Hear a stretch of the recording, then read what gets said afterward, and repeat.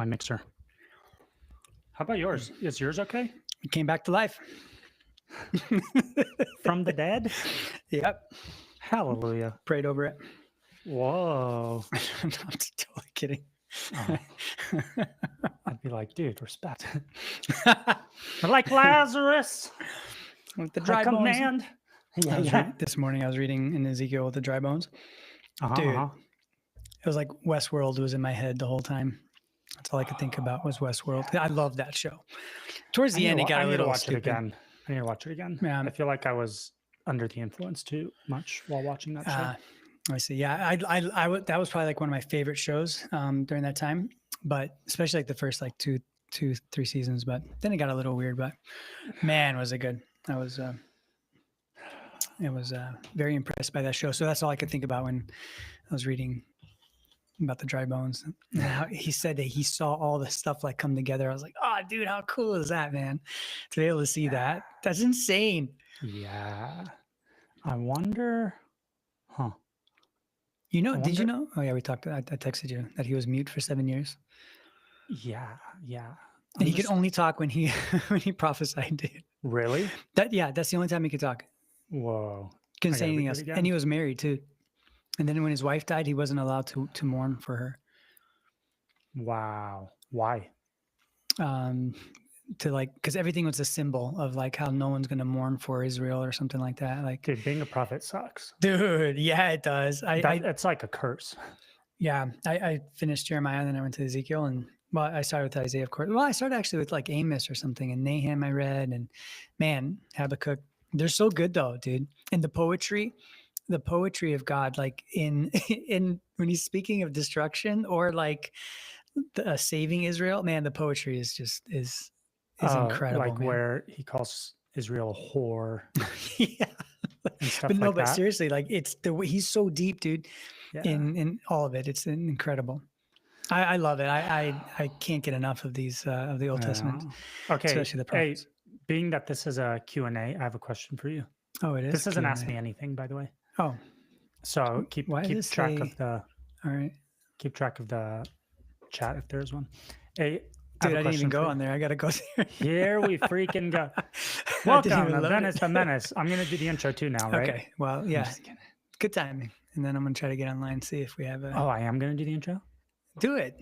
Welcome to Venice the Menace, where we have your hosts Ben and Dennis. Oh man, dude, I don't do this. This isn't my job. Dennis, you have one job. And you know what? I am way better at it than you. Obviously, I need to practice, bro. Hey, I have a question for you then. Yes, sir.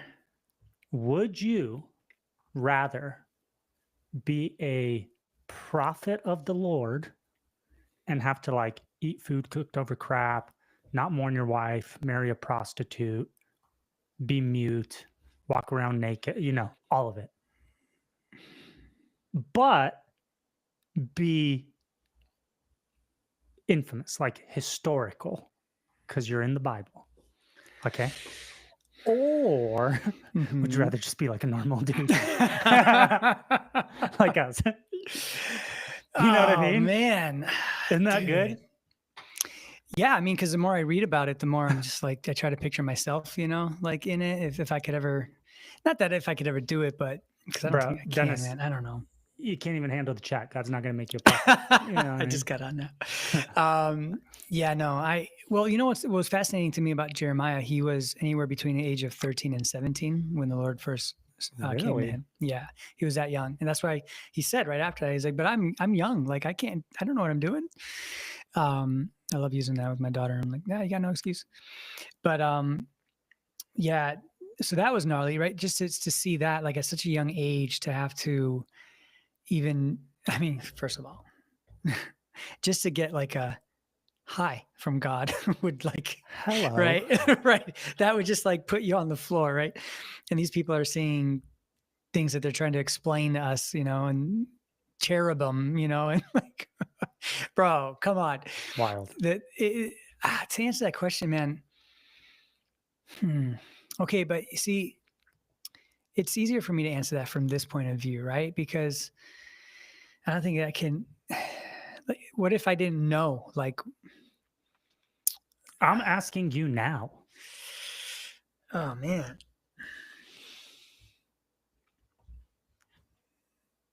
I'm scared to say, yeah, I would like to be a prophet for sure. Oh, like dude, that. I would not. I'm scared to say it though, but I would. Dude, I would just want to be me. That's wild though. But why? Why would you want to do that? To experience, to get to hear from God like that, dude.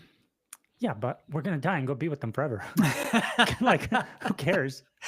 I don't want to wait, dude. Okay, but in the meantime, your life could be crap. All because you're painting a picture for a bunch of retards that are stiff-necked. Right, dude. I know. Like, you're getting tortured by God to paint a picture for these guys over here. And you're just like, dude, but I thought I'm a prophet. Like, go easy on me. Man, but to see dry bones, man, to see dry bones come to life, dude. Bro, watch Westworld. What dope, are you? Dude. We got AI. No, man. You're loco, bro. Hey, anyway, chat, whoever's in here, today's a Q&A. Ask us anything, any topic you want to talk about, throw it in there. We're just hanging out. My wife's out of town. I'm lonely. I need friends. Dennis is also lonely.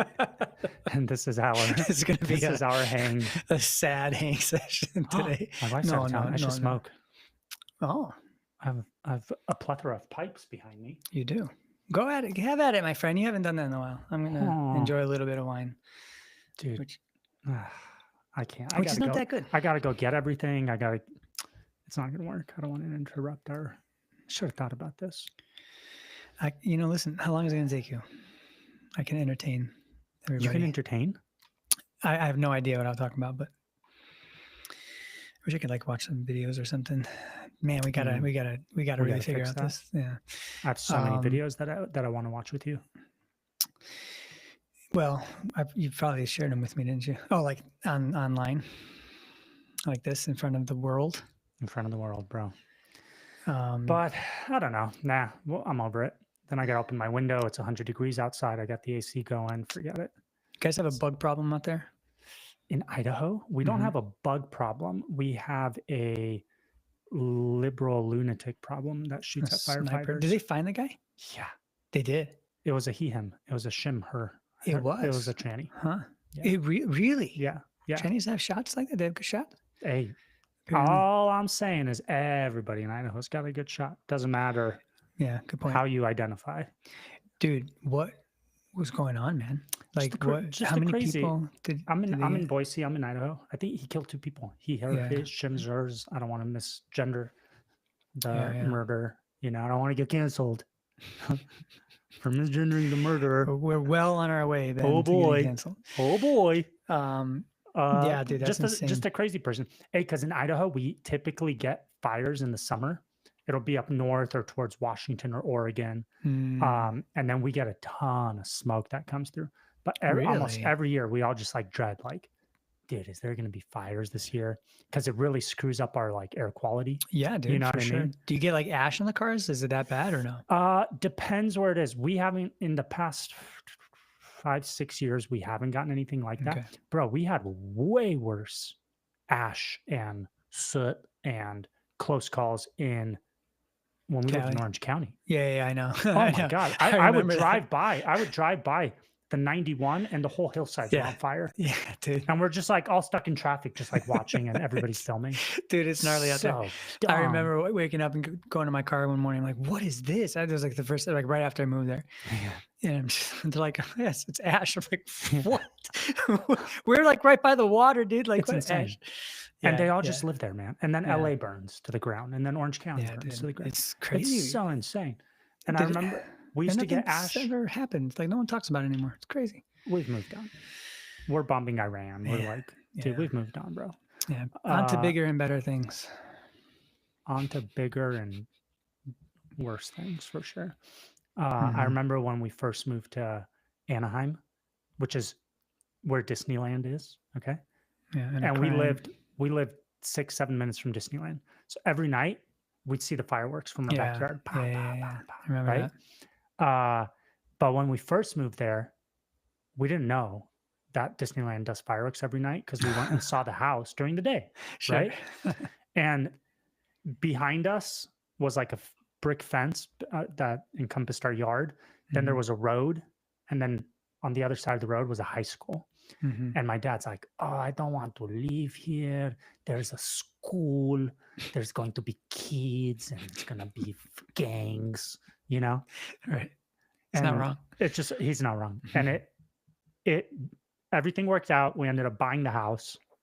We move into it. And the first night, it's like 8:30 or whatever time the fireworks go off.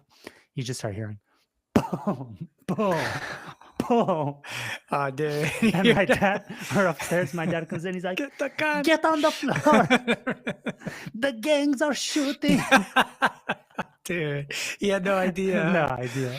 He's like, That's I told you. To my mom. That's and the fun. thing is, my dad kind of looks like Sylvester Stallone, you know. So when he's like, "Get to the chopper," you know, that was my dad. I love that, dude. Oh my god, that was kind of cool though. I remember that back at that house. That's a good spot. And to see the fireworks too was pretty cool. Yeah, I mean, I do miss California, that's for sure. I just it's just crazy out there. And now the tax hike that they have going on.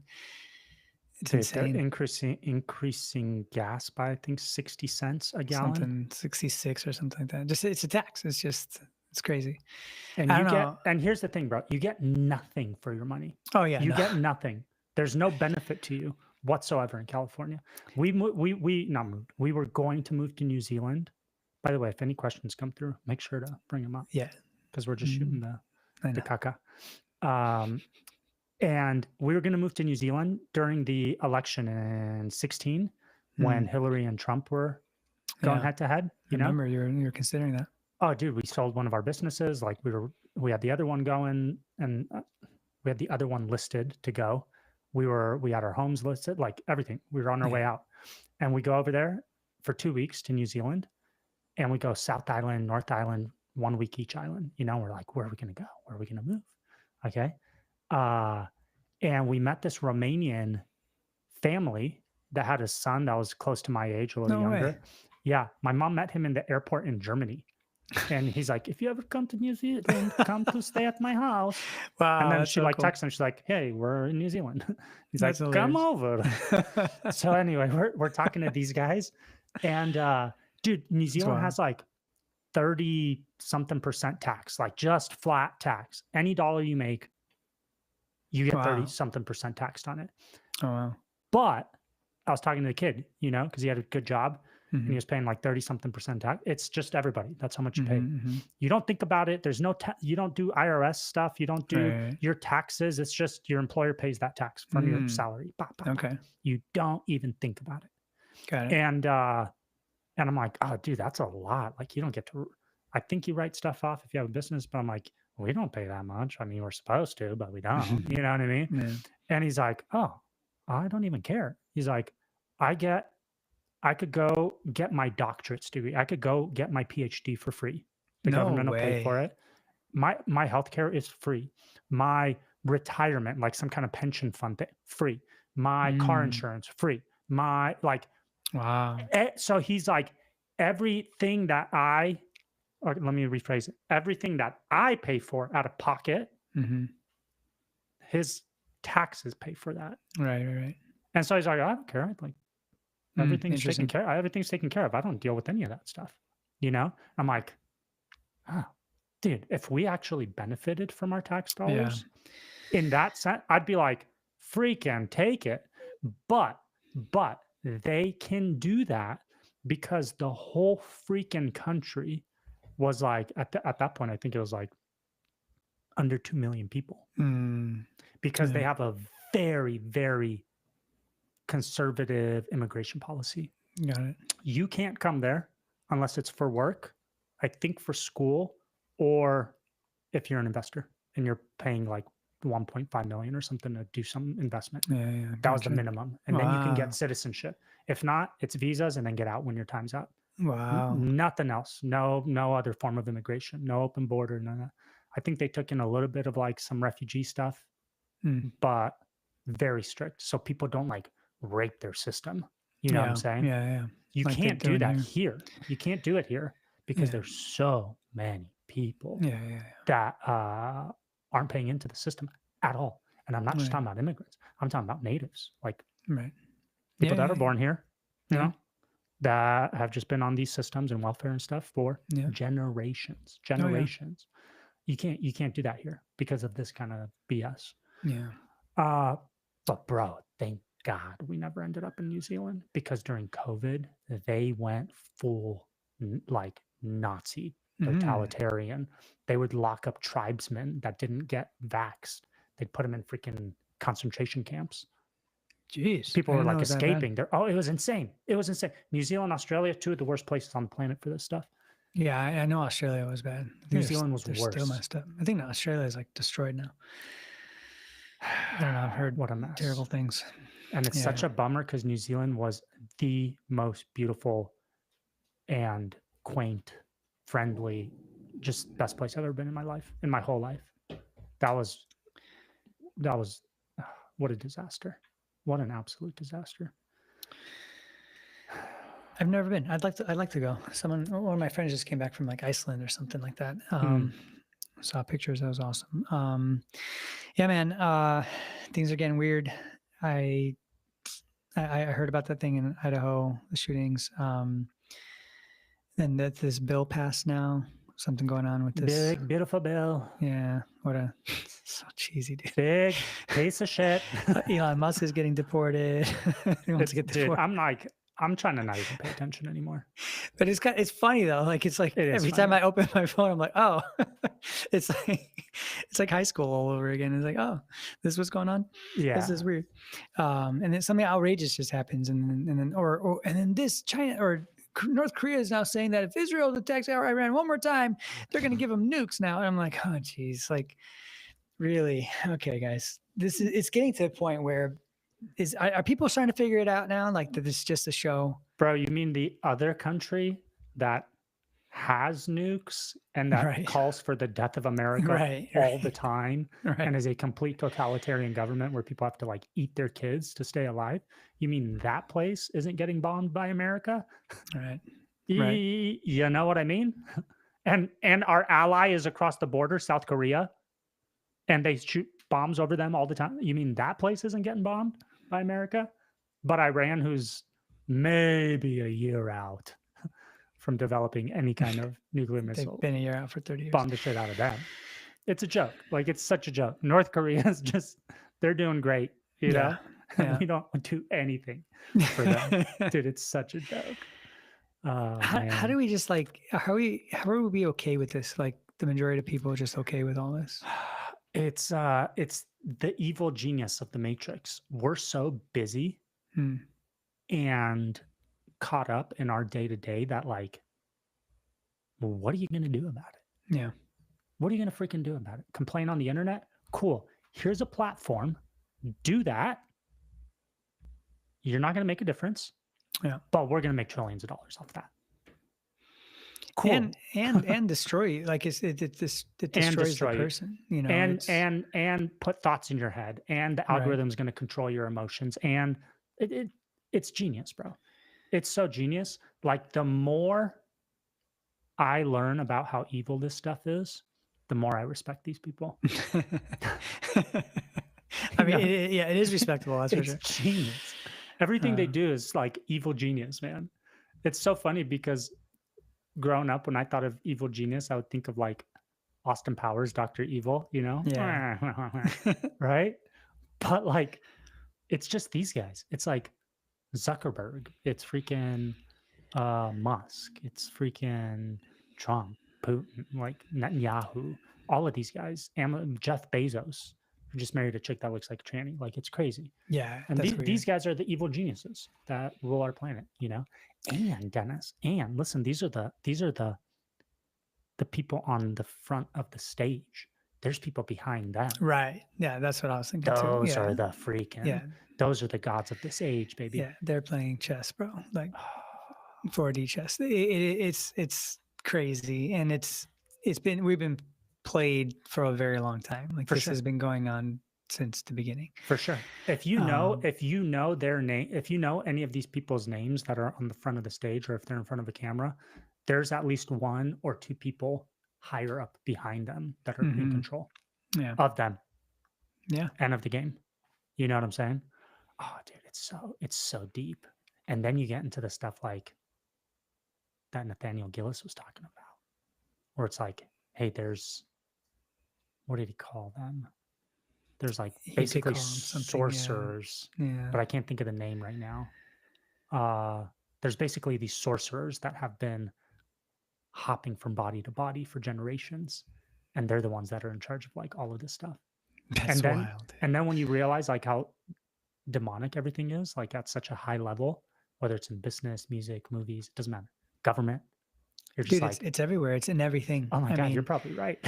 I was just talking to somebody just before this, and this came up, like the darkness all around us, like what it really is, what it really looks like out there. It's really, really dark everywhere. Everything is corrupted. Everything's twisted. Everything's a little bit of truth with a lot of lies. You know, it's there's this book I read called "You Are Not Your Own" by Alan Noble. Highly recommend it. I think 60-70% of the book, I was like so depressed reading it, because all it does was like talk about how like how messed up this world is because it's like social media and technology, and like what it's done to this world and this planet and us and our brains and our senses, and just how it desensitizes us in so many ways, and how it affects the children. It just goes into like every single like study, and it's a really good book. And then the last like 30% of it is so good because it just goes into like, well, the sovereignty of God on top of all of that. It was so good. You Are Not Your Own by Alan Noble. Nice. But yeah, dude, it's the more after I read that book, I'm like, dude, everything. And it doesn't, I'm not paranoid about it. I don't sit there and go around like, oh my gosh, it's like, or over spiritualize everything. Like I don't do that, but I do see it now more and more, just like the corruption and then the distraction that we all face. Like you said, we're just distracted. We're just all distracted all day long. That's by design. Like totally. The busier they can keep us and the more distracted they can keep us, the more crap they could do and get away with without us. Like, especially look at like the news. You just talked about it. You're like, oh, and we've moved on. Yeah, that's right. We just move on. Yeah. It could be like the biggest thing in the world goes down, the biggest news breaks, and then by Friday, something else comes up and we've moved on. You know what I mean? Like we're so like short-minded. Like it's just little bits of information and events that come up, right? The same way with Instagram. We're just trained to like focus on the day or the minute. How do we combat that? What do we do? Like personally or culturally? Let's start with personally. Personally, not very good. Your wine? Yeah. Sorry, bro. No, I gotta get something else. Not a lot of things that are worse than bad wine. Yeah, I'm kind of disappointed. Sorry. Personally, I don't know, man. Self-control. Read books. I feel like reading books helps keep focused. The social media thing is trash, but it's like, it's a necessary evil in our day and age. It's like people that were like, oh, I'm not going to use a computer. Good luck with that. How long did that last? You know what I mean? You can't do anything relevant in this world without social media nowadays. I don't know. I don't know, man. I don't try to make these big changes, like personally or culturally. I'm just kind of like trying to talk to people about truth. That's it. Well, I mean, that's a good practice, right? I mean, obviously you're keeping the truth on the forefront of your mind if you're doing that, right? You're talking to people, but I don't know. I think it's a bigger problem than I think we're taking it lightly. I just see it in kids. I see it. The kids aspect is bad. Yeah, it's very bad. Dude, they're helpless, man. I mean, bro, to be, just think about it. Like just being like 16 to like, I don't know, 25 years old. like in that age group today with Yeah. having a phone, at your fingertips. You have literally anything you want at your fingertips. You can look at anything, you could listen to anything, you could talk to pretty much anyone, to random people all across the world within seconds. Like I couldn't even conceptualize that. You're also exposed to everything Mm-hmm. constantly from a super young age, which is not, Yeah. dude, we're not created to know what's No. going on in That's the too other much side of the information. world Yeah. and watch videos of people getting decapitated by Muslims, or like Right. or the war in Ukraine. Like, we're not made to know that kind of information constantly. And think about what that does with scrolling too. You can like see something so horrific on one screen, and then the very Yeah. next screen you can see something like Puppies. Yeah. Like, what does that do to your psyche and to your mind? We're not made Like, for that. I honestly believe like the effects of like social, whatever, I don't know, doom scrolling, whatever you want to call it, but just technology, of this kind of technology is, I don't know, man. I don't think humanity has any hope whatsoever. Well, dude, it's a psychological warfare. Mhm. It's a means of warfare. Yeah. China doesn't allow their kids to do that kind of crap. Yeah, They're not yeah. allowed to doom scroll. China feeds them educational content, scientific content, math. Like, that's what kids in China see in their feeds on TikTok. And they're only allowed to be on there for like a few hours a day. Maybe a couple hours a day or something like that. And did you see that video where they interviewed kids, maybe 10 years to 12 years old, something like that, in America, where they're like, what do you want to be when you grow up? All of them, famous, influencer. I didn't see that. Every single one. And then they asked kids in like China, and they're the one, all of them were like doctor, scientist, engineer. You know what I mean? Wow. So we're just gonna, like, America is just gonna fizzle out unless we lead the charge into the golden age of America and humanity through AI, courtesy of Donald Trump and Project Stargate. Yeah, man. OpenAI, Oracle. I think my biggest fear, Dennis, isn't even social media anymore. That ship sailed. I think it's the AI stuff, man. There was a company, huge company, maybe Squarespace or something. I'll look it up and I'll tell you in a bit. And the CEO was just on, and he's like, "Oh yeah, 30 to 50% of our daily tasks are accomplished by AI at this point." Wow. Huge company, huge, publicly traded. Like, when I look it up and tell you, you'll be like, "What the heck? No way." And that was according to an internal audit that their chief technology officer did. So he's like, "Oh yeah, well, in the very near future, it's going to be closer to 100%." So it's like, dude, what are people going to do? Yeah. What are you going to do? How are we going to make money? I don't know. I really don't know.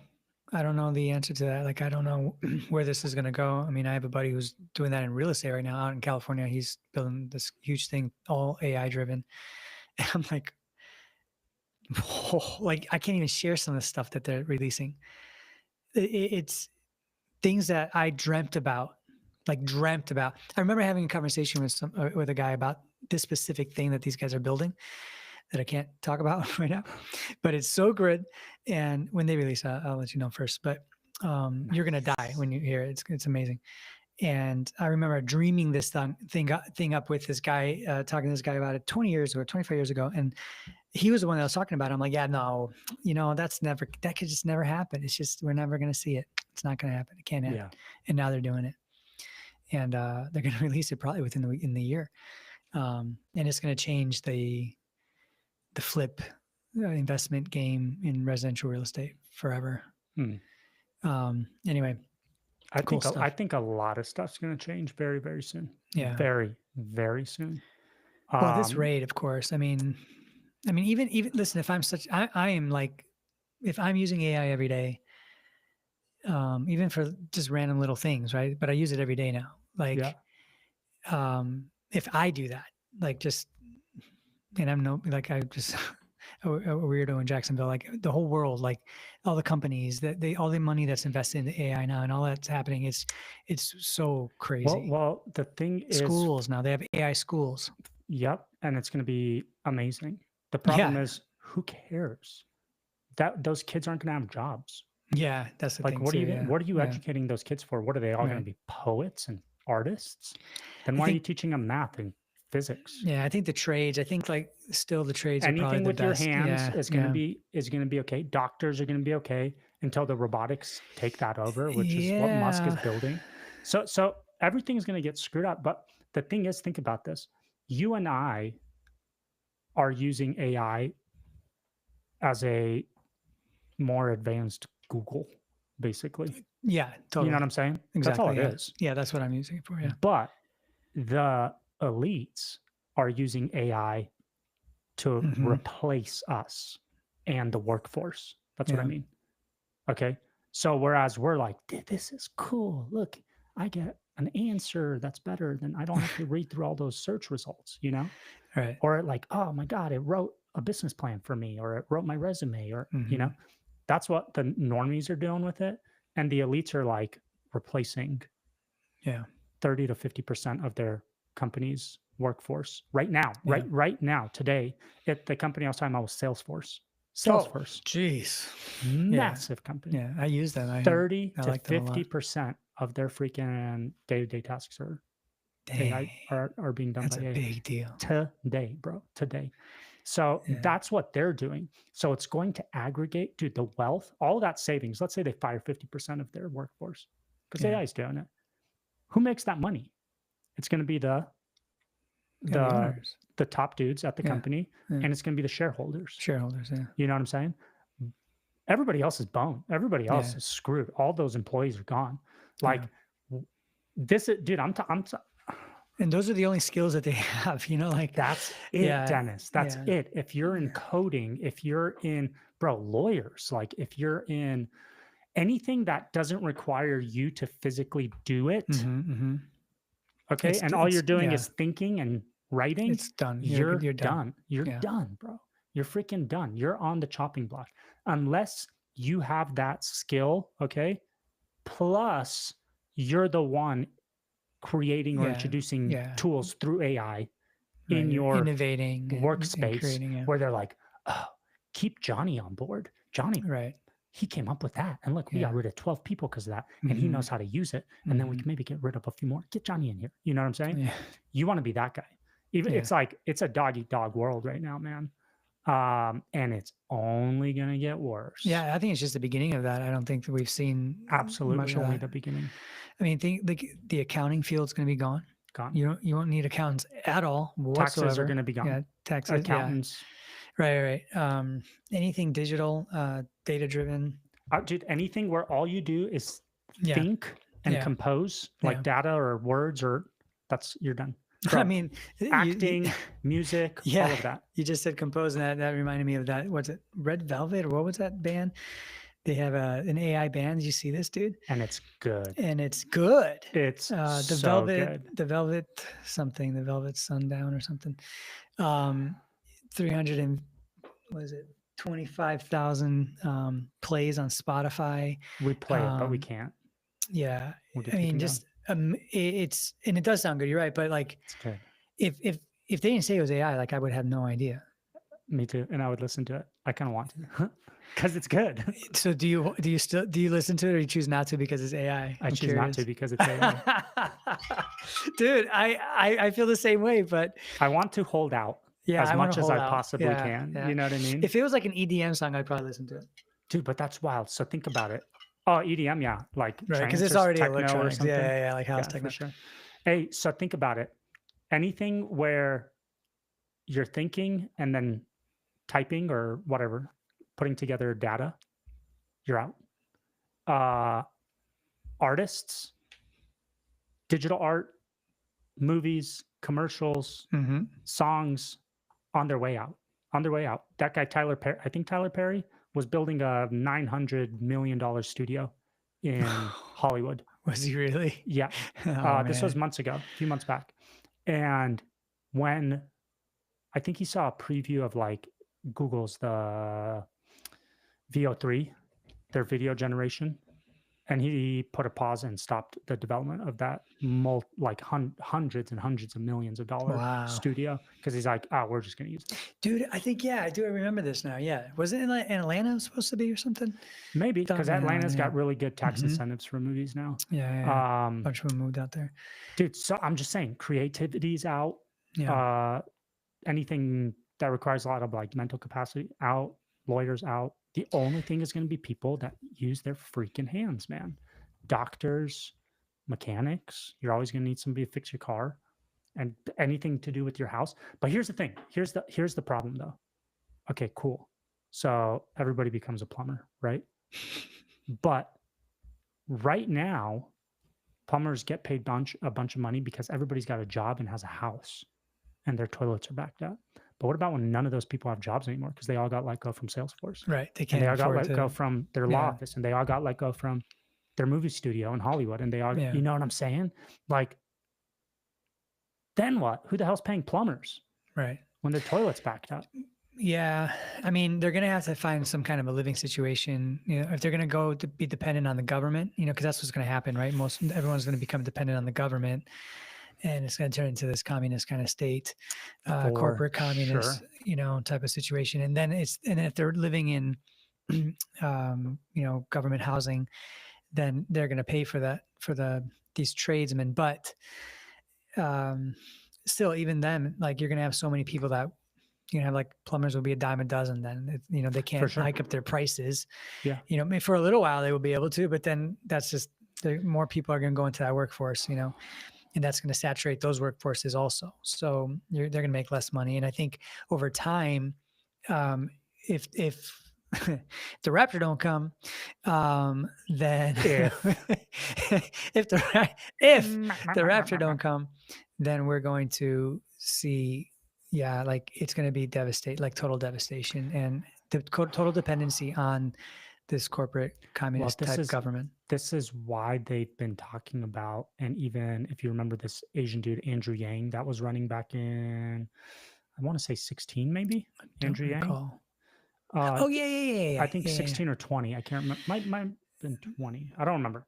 Yeah. Actually, dude, I think it might have been 16. Holy smokes, 10 years ago. And this guy was calling for, hey, we need to implement, is it UBI, Universal Basic Income? Yeah, I remember now. To implement UBI because AI is going to replace everybody. Yeah. And so this was in America. Yeah, dude. And this guy was saying this 10 years ago. Yeah. Okay.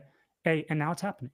Yeah. 50% of Salesforce tasks are being done by AI. Like, if the government doesn't support people will probably riot. At a certain point, everybody's going to be out of business. Everybody's going to be on welfare. Yeah. And people are going to be like, if you cut my freaking stuff because I can't get a job because of AI, I'm going to come kill you. You know what I mean? Yeah. And there'd be mass riots. And so they're going to have to. I wouldn't doubt that COVID and the stimulus money and the bailouts and shutting down businesses and stuff like, except for, what was it called? The work that's necessary. Yeah, I know. Right? Essential. Yeah. Except for essential. I wouldn't doubt that was like a straight up trial run to see hey, if we need people to stay home and we just need to cut them checks, what are people going to do? Are they going to be happy? Are they going to be sad? Guess what? Everybody was stoked. Everybody was stoked that they were getting freaking checks in the mail from the government because, hey, we can't work. We're not essential. Yeah. And everybody's in a tight pinch, right? We need money from the government. Here's an extra $2 trillion on the freaking balance sheet. Right. You know what I'm saying? It's insane. And so they want UBI to placate the masses to be like, oh, go fishing, go write a book, like do art. You guys can do other stuff now. You don't have to work, But that's going to come. The UBI is going to come not from the government. The government doesn't have money.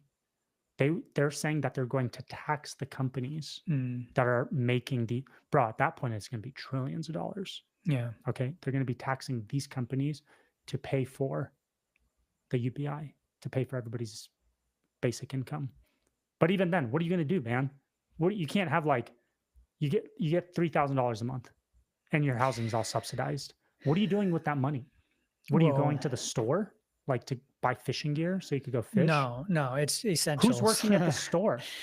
Yeah, exactly. Yeah, no. Yeah, your life is just basic needs, and that's it. It's gonna be a disaster, and it's gonna be terrible because it's gonna make you sick. It's gonna, I mean, if the government runs it, it's gonna be terrible, right? It's like the DMV. Hey, but hold on, it's not gonna be the government running it. The government's gonna be running AI programs. They're gonna be running these. You see what I'm saying? Oh, true. Yeah, it'll be better. Maybe, but it's gonna be a very like pragmatic way of doing things. It's just gonna think this is the best solution. This is what I'm doing. Right. And you can't argue with it. What are you gonna do about that? Yeah. Like, gonna unplug it? I doubt it. Yeah. Do you ever watch, how can I put this? I don't want to say cartoons, although it is animated. Cartoons. Do you ever watch animations? Yeah, I mean, like kids movies, like these days, like Shrek and stuff. Let's not say kids movies. Okay, no, not Shrek. Okay. Do you have that Netflix? Style? Huh? Or not that style of it's animation? Or I don't want to say it's a cartoon. Okay, I don't want to say cartoon. Is it like the Spider-Man one? Like the it looks kind of like that. It looks kind of like that. But if you say cartoon, it just sounds like you're talking about like a kid's thing. But this is not a kid's thing. It's just animated. It's called, I think it's on Netflix. It's called Pantheon. No, never heard Have you heard of this? Okay, I think it's on Netflix, man. Bro, check it out. If you guys haven't seen Pantheon on Netflix, it's basically a cartoon about AI but it's really cool. It's really, really cool how they did it and the storyline and everything. It's a cartoon about an AI that starts to take over and all the implications and where it leads and what the governments do and what companies do and and then where it leads to in the future, where the AI develops the technology for humans to upload their consciousnesses into a computer and they can live forever. And there's a certain group of people that choose not to upload, and they're like the organics, and they're all dying off. But guess what? Most of them on their deathbed are like, dude, upload me. I don't want to die. But then there's other people that have been in the system for decades, and they're the ones that are already like gods. Okay. On the servers. You know what I'm saying? Check it out. It's really cool. It's on really, Netflix, you said? I believe it's on Netflix. I'll look it up right now. Even that my wife, really Rebecca, good. watched it. And I would she's totally not watch that. into that. The Pantheon show. I totally watched that. It's on Netflix. Yeah, I mean, how wild is that? The whole conscious thing, right? Uploading consciousness to a server and then like being able to like, I just don't believe that stuff is possible at all. Like, I think that it's a cool concept. Like, cool. All right. Tell us whatever you think, but it's never, I don't think it's possible. I think like life is only in God. Like you can't, that's why I don't think the devil can create life. I don't think enemy. I don't think humans can create actual life. You can clone things, but it's not like life. It doesn't have its own conscious. We can't create consciousness. I agree. Like Ben, conscious Ben, my soul, my spirit, my whatever this is, right? Can't be put into a computer. But AI could study me, these videos, absolutely, and duplicate me. Sure. In a form of in code. Yeah. You know what I mean? So I will not be uploaded. I will not go to sleep on my deathbed and then wake up in a server and be able to like make Minecraft buildings and do whatever I want. You know what I'm saying? But I can be replicated. My voice can be replicated right now. This podcast with us can be replicated entirely. Video, audio, 100%. Everything. Yeah. Our thoughts, our commentary, our laughs. Yeah, our they would do gestures, a way better job also than some of us. For sure. You know what I'm saying? But they could do that right freaking now, man. Yeah. Right now. So like, yeah, I don't know. But it's still not life, Yeah, it's like, again, I wonder if it's going to cool, be more of a Matrix thing though, bro, where it's like you physically get plugged in Oh, to where your eyes, dude, actually, I think they I see what you mean. Like to tie into your brain waves and your all this eyes stuff. are closed, your body's sedated, right? Yeah. But your brain is active and they're feeding electrical signals, impulses, images, thoughts into your freaking brain. And sharing it too, going back and forth. So and then you guys are all connected. That actually may be real. That may be real. Bro, Musk is doing that. Musk is doing that with Neuralink.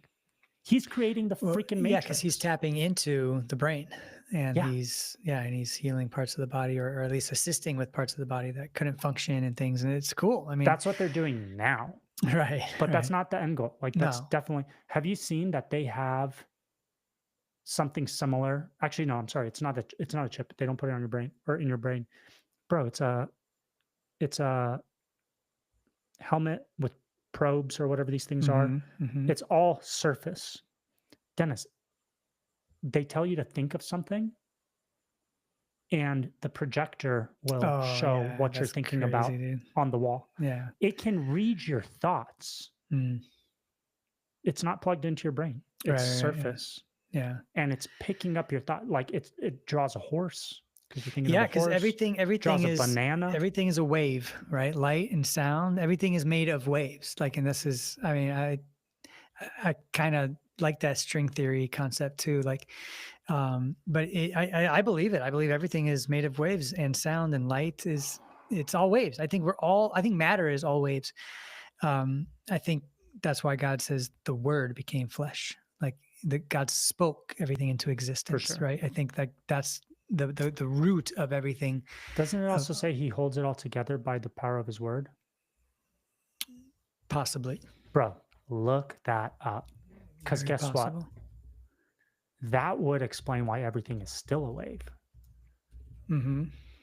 Because I think that's what it says. Dang. I love getting fact checked and I hate it at the same time. Because I'm all the way up here right now.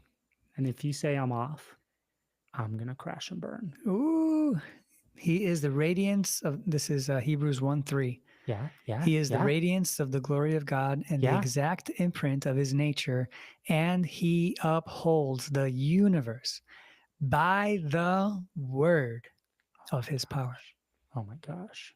Bro, he's still sustaining it.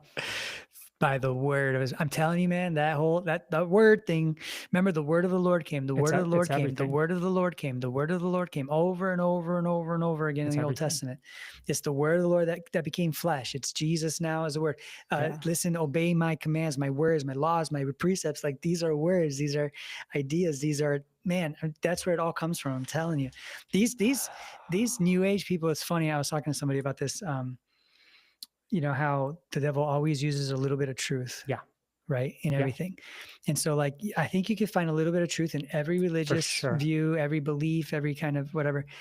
And it's just dangerous when it gets when there's a little bit more truth than we're used to. And I think that happens, like, even in Catholicism, right? There's a lot of truth, there's a lot of good, right? And then they twist a bunch of stuff. But yeah, in this new age, new thought, kind of, these paradigms and ideas, there's some good in it, and some truth in it. So I do believe, though, there's power. I mean, listen, I see it when I read the Bible. Like I read the Bible and I'm seeing healing happen in my brain. I'm just like, oh my gosh, like I don't think like that like I used to. I'm different. What's happening? And it's by the word, what does it say? The word of God is what? Living and active and full of power, sharper than any two-edged sword. So it says, penetrating as far as the division of the soul and the spirit and of both joint and marrow, exposing and judging the thoughts and intentions of the heart. Man, one of my favorite couplings of verses there. Dennis, did you know that there's people chatting in our chat? I did, and I wanted to interrupt you a few times, but you're fascinating. But yeah, they were talking about the seed war culminating. Here we go. That's the word of the night. That's the word for tonight. And the word of the day, culminating. You're welcome, everybody. I'm here for your entertainment, my friends. Yeah, the seed war. I mean, well, okay. So Eddie Carlson says, agreed, AI here to stay. Hey, do you think it would be wild to think that if AI is here to stay, it's not going anywhere. right. It's only going to get crazier. Yeah. We know this. We know this. It's never only going going to away. get. It's never Right. going away ever. Yeah. Yeah. Would it be wild to think that if you're a futurist, if you believe Revelation is yet to be fulfilled, okay, and you're expecting things to happen in the future, is it wild to think that Revelation might mention AI, or that you might have to read it through the lens of technology and AI? Yeah, great point. Yeah, I would say absolutely. John yes. is seeing the future, right? A vision. Oh God, what the heck would he describe AI as? You know what I'm saying? Mm-hmm. How would he? Yep. What words from 2,000 years ago? A dude trapped on an island. All he's known is fishing. I think John was a fisherman. All he's ever known is fishing. He was. Mm-hmm. Yeah. Yeah. At least according to the chosen. That's true. That's true. So, like, what is he going to say 2,000 years ago when he sees AI in the future, like ruling the freaking world? Could he call it a beast or a false prophet? Bro, the false prophet gives life to the image of the beast. The beast gives. Look it up. Isn't it the beast that gives life to the image of the beast? I don't think so. I think the false prophet gives life to the image of the beast. Oh, I think you're right. And I think it might also be the false prophet that enables him to be seen or heard all over the world or something like that, all at once. Somehow it's going to be like ubiquitous, this message of this beast, you know? He's probably freaking downloading it into your freaking brain through Neuralink. The false prophet.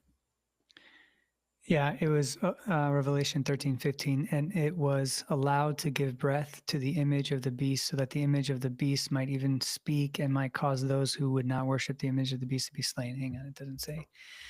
But still, dude, that's crazy. So even, how does it know?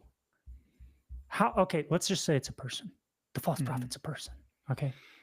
How would it know on this planet who is and isn't worshiping the beast? The image of the beast that he just gave life to. First off, what? What do you mean? That he gives life to an image? To me, that's like hologram, that's AI, that's, something like that. And he knows who isn't worshiping, so much so that he could kill them.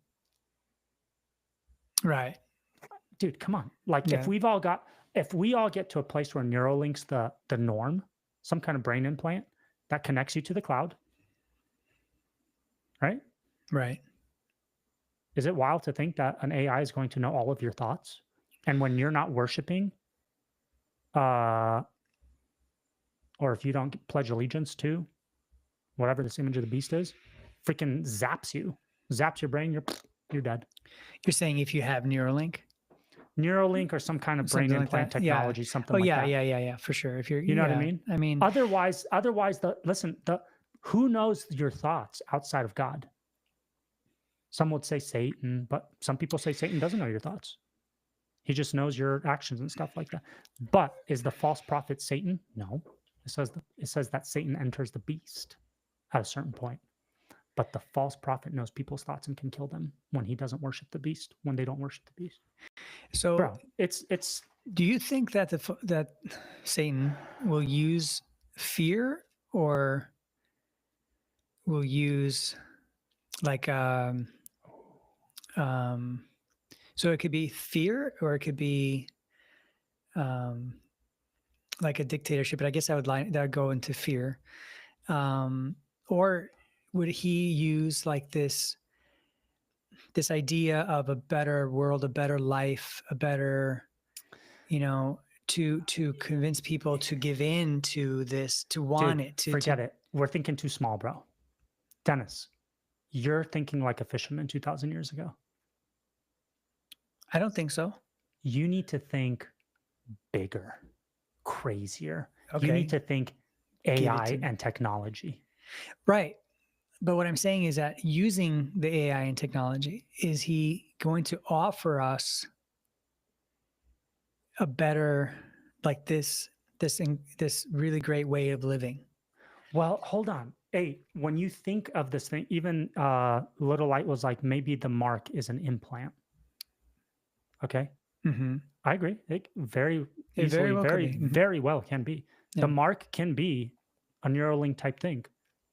If John in the past sees the future and he sees a brain chip, right? You don't think that he'd be like, it was on their forehead, but it's like it's in their head somewhere. You know what I mean? It does. It's a little weird that he does say forehead and right hand, because that does allude to different things in the Bible, right? It alludes to, in Deuteronomy, I think it talks about the forehead, to wear the law on your forehead and in your right hand. So there, but it's not. And then they literally had it on their forehead, like they literally The put a Jews would box, wear right? Like the this little black box, box, yeah. with the And then they scripture would on it. always have like scrolls in their hand, whatever. And then so like, I think like there's a lot of imagery and symbolism there too, but so I don't know. So that's where I get kind of get stuck. Like, I mean, it could be both. Listen, It could be both. Yeah, it could be.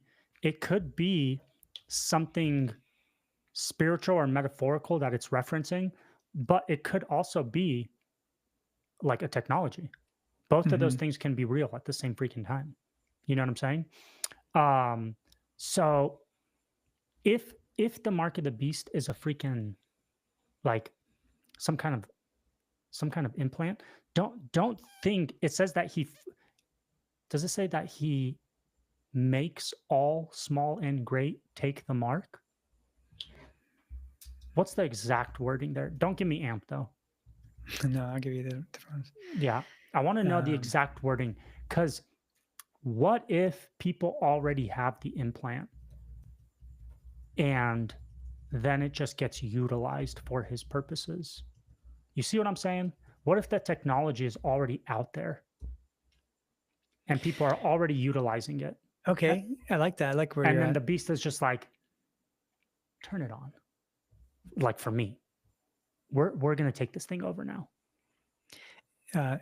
Revelation 13:16 ESV. Also, it causes or he causes all, both small and great, both rich and poor, both free and slave, to be marked on the right hand or the forehead.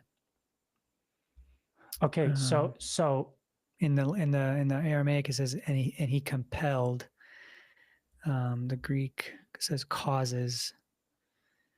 The Geneva it says sounds made. like he makes everybody get it, but it doesn't mean that he. Again, I'm just thinking about it technologically. It doesn't mean he develops it, he invents it, he makes something unique. It could be something that's already out there. Some already have it. Some already have the implant. Some are already utilizing it. But he comes in and is like, you're all getting it. And now I'm using it. You see what I'm saying? Right. That's how I can perceive. Yeah, I could see that. I could see that. Or, I mean, or he could, what if things get so bad in this world, where the savior complex comes up, right? Like that's what I think the false prophet is. It's like a savior complex, right? I mean, the Jews are going to think he's a Messiah, right? That's what they say. So if he's the Messiah and he's the savior, right? And he's the one that's going to bring peace also. That's what they say. So he's got to come with some good stuff. Like, so all this technology stuff, all this, the implants, whatever it turns out to be, it's got to be for, like, we're going to want it. Does he bring peace before or after this mark? I think it's before. He brings peace before he forces people to take the mark? Or can he bring peace through the technology of the mark? Bro, I don't know. I'm just trying to think bigger here. Because if technology is not going anywhere, if AI is not going anywhere, if brain implants aren't going anywhere, it's all before the mark. He brings peace before the mark.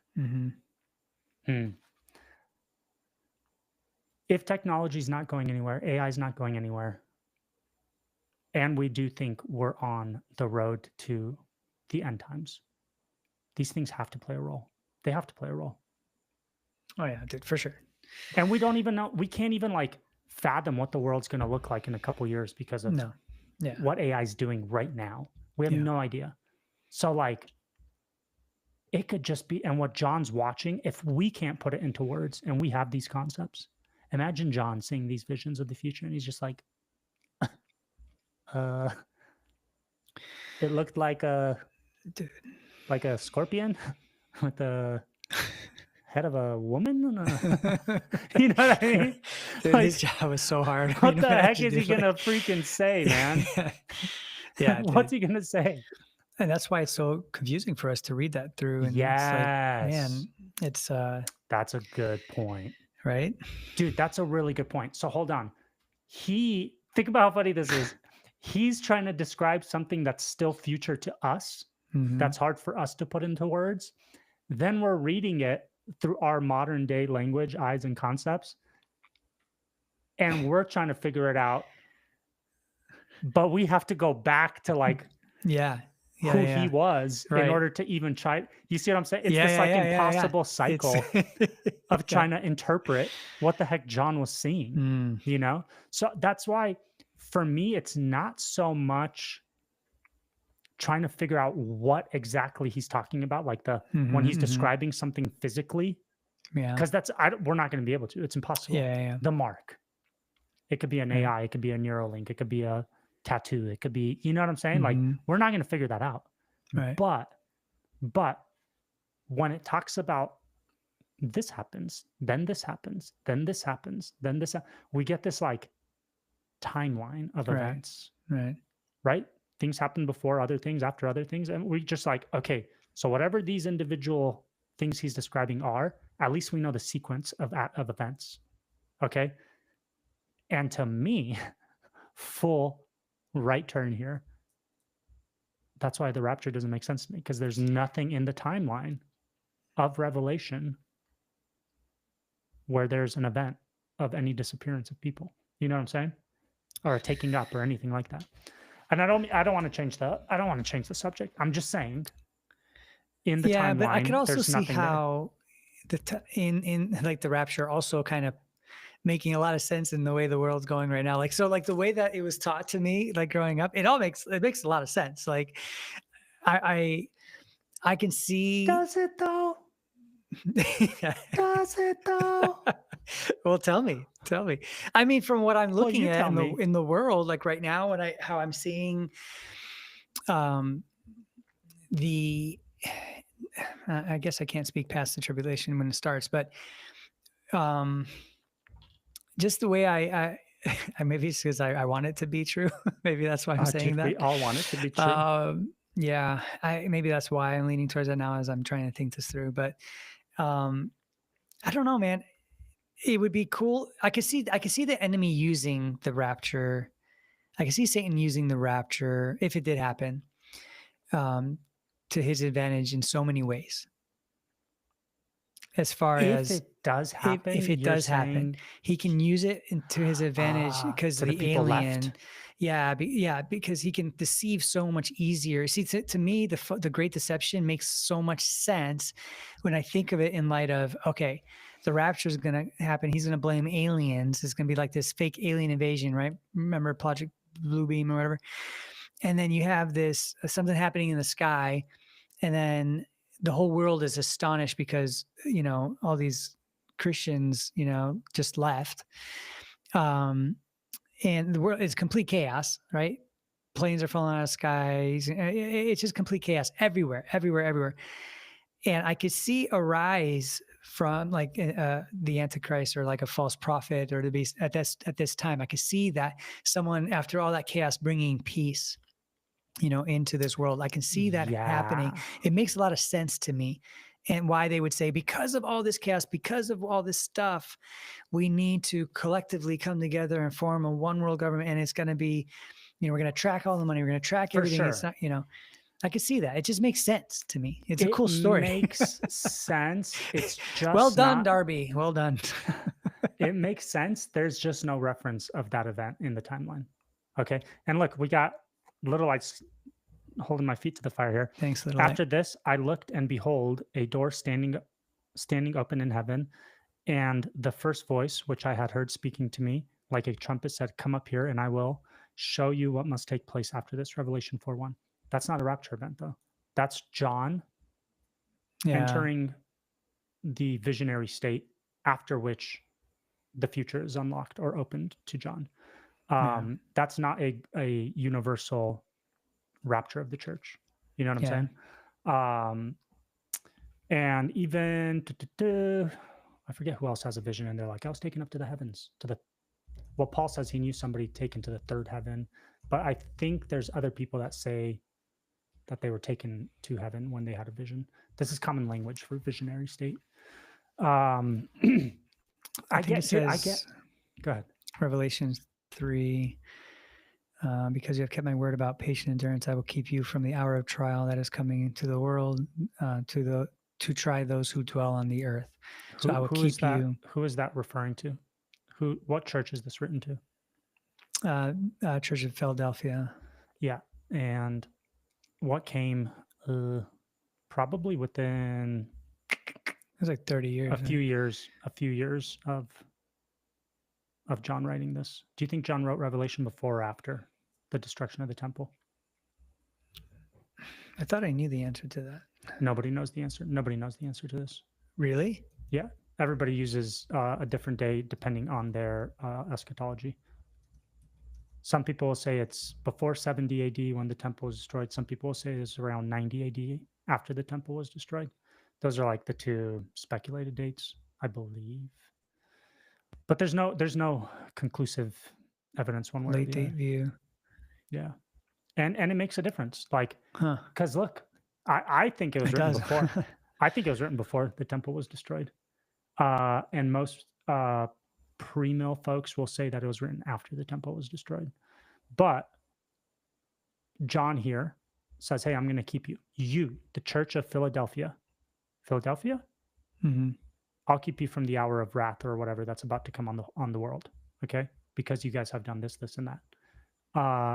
And then in other places, like in Matthew 24 and a couple other spots, it also talks about a destruction or a tribulation that's about to, right now, is about to unfold in front of your eyes. Some of you will still be alive or will not taste death until you see these things fulfilled. That one stone won't be left on top of another. That in itself is a pretty wild statement, or not wild, but like kind of a telling statement, right? Yo, and you know who didn't die before they saw the destruction of the temple? John, who's writing Revelation. Mm-hmm. Yeah. Boom. He's the only one. I'm pretty sure everybody else was killed before that. Crazy, man. Dude, the Bible's incredible. But how, I have a question. I've been trying to think about this, but I haven't had time to like sit and think about it, if you know what I mean. It's the perfect place to do that. Okay, hold on real quick. Little Light wrote, "Was the Church of Philadelphia kept from the wrath that came upon the whole world?" Seriously curious. I don't think it says upon the whole world. And even if it does, there are numerous examples where I think Paul, Peter, maybe John all talk about and use the term world or whole world to refer to like the Roman Empire. Yeah, up to like Spain. You know, Paul says, "I thank God that the gospel has been preached to the whole world." This was Paul while he was alive. It didn't even reach Romania. You know what I mean? But Paul still says that the gospel is preached to the whole world. So whole world doesn't mean what we think it means. You have to take it through the context of the author and the audience who would have understood it to mean Rome. Rome was the whole world. Right. You know what I'm saying? Yeah. Paul didn't know about the Indians in America. I were they even there? You know, I don't even know. But you know what I mean? What's going on? And that's you know what I mean? Like, yeah. Paul's not thanking God that the Indians in America have heard the gospel in he's definitely AD. referring to the kingdom of Rome. Yeah. What were we saying? Oh, yeah. Hey, so I've been trying to figure something out. Okay. If a lot of this stuff refers to events that happened at the destruction of the temple, does it affect our alien theories in any way? Yeah, that's a good question. That's a good one. I think it has to in some ways. Also, if you guys are in the chat and you have any questions or topics you want to discuss, put them in there. We're just hanging and dialoguing. Little Light responded, okay, cool. So what does the Church of Philadelphia, what was the Church of Philadelphia kept from? If you know, because I don't. What was the Church of Philadelphia kept from? I don't know. I can't look it up historically. Or can we? Dennis, use ChatGPT. Ask him what happened to the Church of Philadelphia in 70 AD. I will say this. I don't have that answer. I'm just giving you examples where the scripture uses the term whole world and it doesn't mean the whole world. Like, there's a lot of examples like that.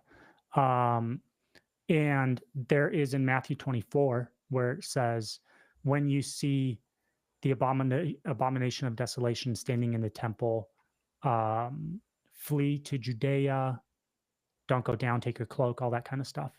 And people will take that to mean, hey, when the Antichrist goes in the temple and declares himself to be God, people need to flee.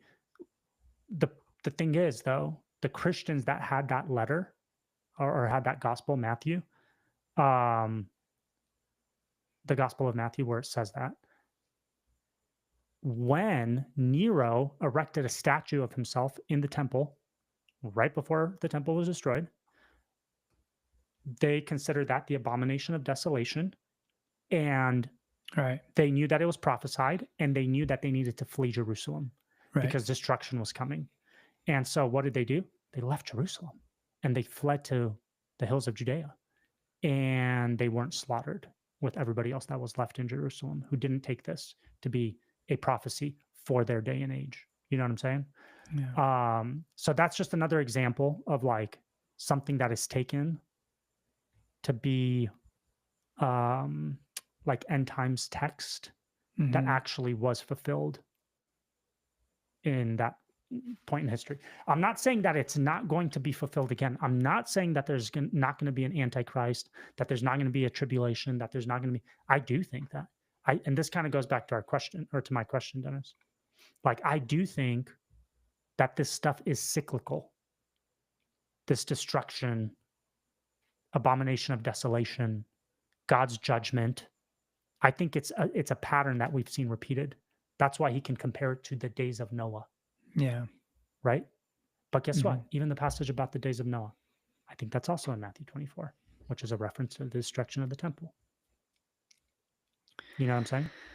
Yeah, I mean, I lean in the camp that it's both symbolic, and so it's future and present, or near future and future. Back to the Church of Philadelphia, they were in Asia Minor, so they weren't affected by the destruction of the temple. Yeah, and that's why it says in Revelation 3:10 that he will, because you have kept my word and about patient endurance, I will keep you from the hour of trial that is coming to the whole world. Maybe that's why, because they're so far away. I don't know. Maybe he's going to limit the destruction to not go into, I don't know, follow the Christians. I don't know. Well, also listen to the Jew, like Jerusalem is it's their world. Yeah, it's their everything. Yeah. It's their land. It's their promise. It's their temple. It's where they make sacrifices. It's their relationship with God. It's everything. So when he says, I'm going to bring destruction on the world, I mean, to the Jew, I don't think that it's far-fetched to think that like when Jerusalem was destroyed, people were like, oh, their world is gone. You know what I'm saying? I know I'm taking liberties here with the text, but yeah, man. I think that the destruction of Jerusalem is a foreshadowing of like future events that's going to be the ultimate fulfillment of that thing. Yeah, I You know what agree I'm with saying? that. I agree with that. Totally. In the same way, there's like multiple fulfillments. Even the Passover, Yeah. right? They had to slay a lamb, paint the doors, angel of death passed over. Then Jesus is called the Passover lamb, who was crucified, his blood shed, forgiveness of our sins, right? That Passover thing was a symbol of Jesus. Right. In the same way, I think that the destruction of Jerusalem, the Matthew 24 stuff, AD 70 stuff, I think it's a foreshadowing of a future ultimate event where once and for all there is this thing that rises up called the Antichrist. Right. Even though I think Paul says anyone who comes and says Christ is not God or was not incarnate or something like that is the spirit of Antichrist. And many Antichrists have come. Yeah. Right? There's spirit of Antichrist, many Antichrists have come, but the Antichrist, right? The beast, like these are things, this is like a distinct individual or technology or whatever, however we want to interpret it. That's how I'm reading it now. I don't know if that's going to change though, but that's how I'm reading it though. Yeah. I don't know. I think I'm trying to challenge almost every view that I've ever had. It's good to do. Yeah. Well, see if they stand up. Yeah, it is good to do. And it's giving me it's making me learn more and, really question it. And to be honest, the sad part is that most of this stuff just wasn't true that I believed, or I just looked at it wrong, and I think what's helping me with these ideas of eschatology is actually reading through the prophets and seeing how they talk about the destruction of Jerusalem and then and in Israel as a whole, but then also like how he's saving them, and he in his imagery and how he talks about it, there's a lot of now, later kind of verbiage back and forth, and it's giving me a better understanding of I like what you said, the foreshadowing aspect of it. I believe that too. I believe that it was also for that time, but also for the future. And I don't think that there was a rapture during the 70 AD period. Dude, not a rapture, but guess what? There is accounts, man. There's accounts. Do you remember, again, I think it's in Matthew and a couple of the other gospels, if not just one other, where Jesus says that some of you here will not taste death until you see the Son of Man coming in the clouds. Do you remember? Yeah, I do. Look it up. Pull that one up. Let's read it. So was Jesus joking? Was he being hyperbolic? Was it metaphorical? That's a tough one. Yeah. Why are we not taking that seriously? And then you read some of the accounts. I believe it was Josephus, or I forget. There might have been a Roman also who wrote about when the temple was destroyed, that there was supernatural activity happening in the sky, like in the clouds. Things were being seen. Things were flying around. Nobody knew what was going on. There was noises coming from the temple. Like it was insane. There's all sorts of supernatural stuff happening. Matthew 16:28. Truly I say to you, there are some standing here who will not taste death until they see the Son of Man coming in his kingdom. So that's interesting. I wouldn't doubt that Jesus was present at the destruction of Jerusalem. You know what I mean? We don't have that documented because none of the apostles, nobody was there to witness it because they fled. But you're saying Jesus went to there's a possibility that speculating. I'm saying that I wouldn't be surprised if Jesus presided over the destruction of Jerusalem. Yeah, but that doesn't fulfill this verse. No. Okay. I didn't say it does. I thought you were trying to tie it to the verse, and I'm like, well, that's not the Son of Man coming into his kingdom. But it does say that there's people there that won't die before they see him coming into his kingdom. That's a weird one for me. I don't even know. I don't think I've ever seen or even read a good commentary on it, to be honest. I'm sure we'll get into it later. We've got comments, bro. Okay. We do. First off, Dennis, check this out. Randy McWilson. Why does he have a crown and Good night, number little 1? light. Thanks for the question. Sorry. Oh, yeah. All right. I'm sure we weren't of any help, but thank you for the questions. Hey, yeah, the crown number 1. I don't know, but that's cool. Randy McWilson, why do you have a crown and a number 1 next to your name? And then somebody else, look, Alec Mick has a crown and a number 2 next to their name. I don't have Alec. Are you guys like super fans or something? I don't have Alec Mick on. Yeah, look, it's That's crazy. You're seeing something that I'm not seeing.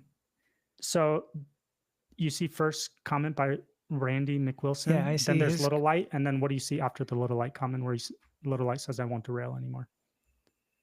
You don't see Alec Mick? Nope.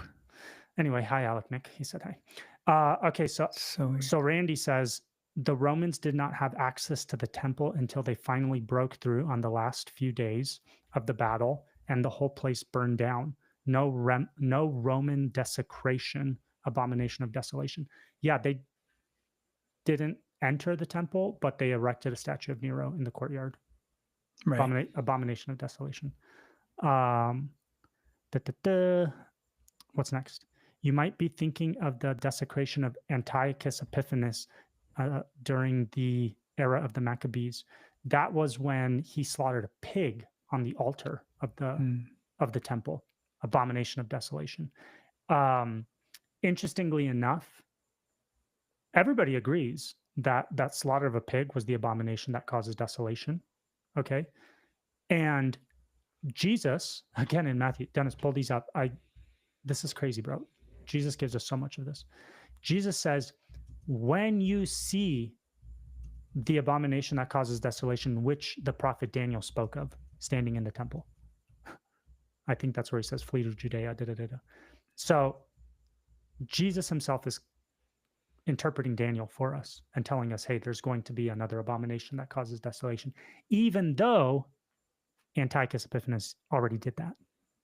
So for Daniel, it was fulfilled with the Antiochus stuff. Then Jesus says, hey, when you see the abomination, which is still coming. So for Jesus, it was another fulfillment. This is, again, a pattern of this dual fulfillment stuff when we're dealing with, what is it called? Apocalyptic literature. Did you find that verse, by the way? Where Jesus says, Matthew 24, 15 to 17. So when you see the abomination of desolation, the appalling sacrilege. Oh, that's the AMP. Let me go to the ESV. So when you see the abomination of desolation spoken by the prophet Daniel standing in the holy place, let the reader understand. Then let those who are in Judea flee to the mountains. Let the one who is on the housetop not go down to take what is in the house. And guess what? When the church in Jerusalem saw the statue of Nero, which is the abomination that was causing desolation, they fled and they didn't die because they took this as a prophecy for themselves. You know? Let's keep going. Watch the video by Peter Goman refuting preterism. I'm totally going to watch that. So I'm not Peter Goman. Yeah. I used to date a girl who left me for a guy whose last name was Goman. So I have some animosity towards that individual. Nice. I'm just kidding. I'm kidding about the animosity. I'm kidding about the animosity, not about the situation. So full preterism says that everything was fulfilled. I think all of Revelation, all of it. Again, I don't think all of it was fulfilled. I do think that a lot of it was fulfilled, but it still talks about future events. And when it was fulfilled, like even in the partial preterist, I think that's what it's called. Even with the partial preterist events, like the things that were fulfilled, they are still, in my opinion, symbolic of future events. Sure. I a agree. greater fulfillment, an ultimate fulfillment, a fulfillment that leads to a new heaven, new earth. Yeah. The destruction of all of this, this cycle never to be repeated again, and Christ to reign on the earth forever, Satan bound forever, lake of fire, all that stuff. That's the ultimate fulfillment, where there's not going to be any arguing of like, well, do you think that was fulfilled? Do you think it was partially fulfilled? Do you think it's future? No, we'll know, because it's going to be a new earth.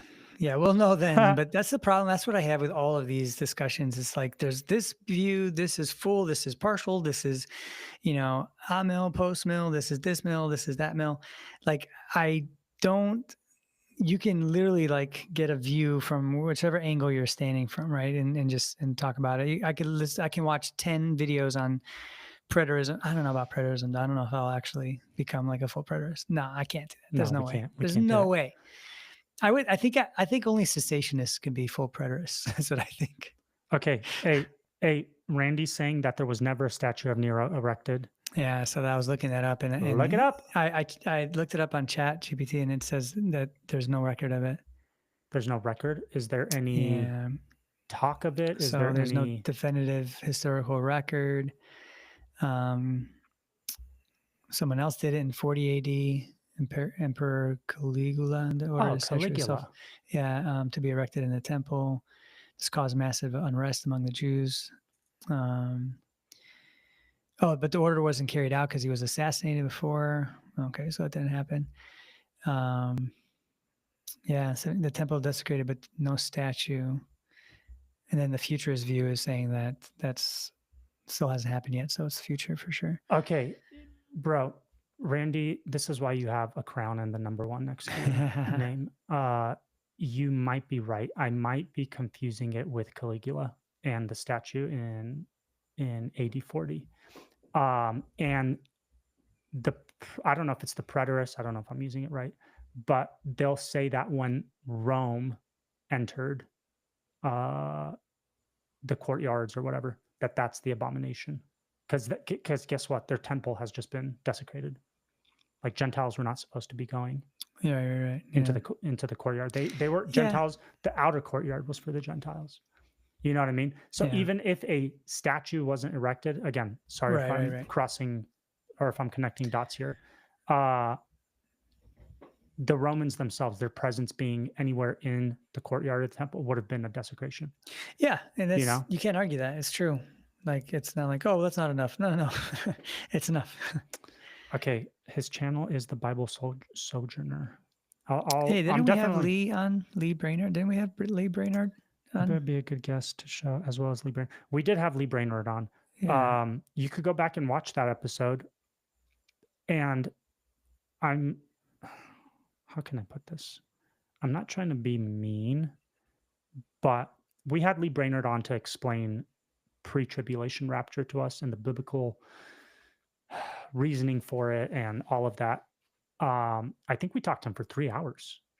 I remember. Yeah, and it wasn't a debate. Like, we're not. Yeah, just asking questions. Master debaters. We're not like, nah, what about this point? And what about that point? We wanted to get their view on things for sure. We were genuinely just like asking for his input and, hey, why do you guys believe this?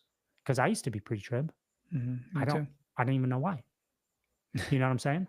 I just knew that that's what we believed. And I didn't know there was another view. I had no idea. When someone told me that years and years ago, like, yeah, you believe in the rapture? I'm like, yeah. I don't. I'm like, what? You're going to hell, dude. You have no idea what's going on. Like, you don't even know Jesus. Me? No. This was before you. Someone said it and they were like, considered like a heretic. Right? Dude, who? I want to hang out. Oh, no. Yeah, I know. Now I should call him and like, dude, I'm sorry. I'm so sorry. Can we be friends? But yeah, we talked to Lee, and he basically convinced me that the premillennial position is not real.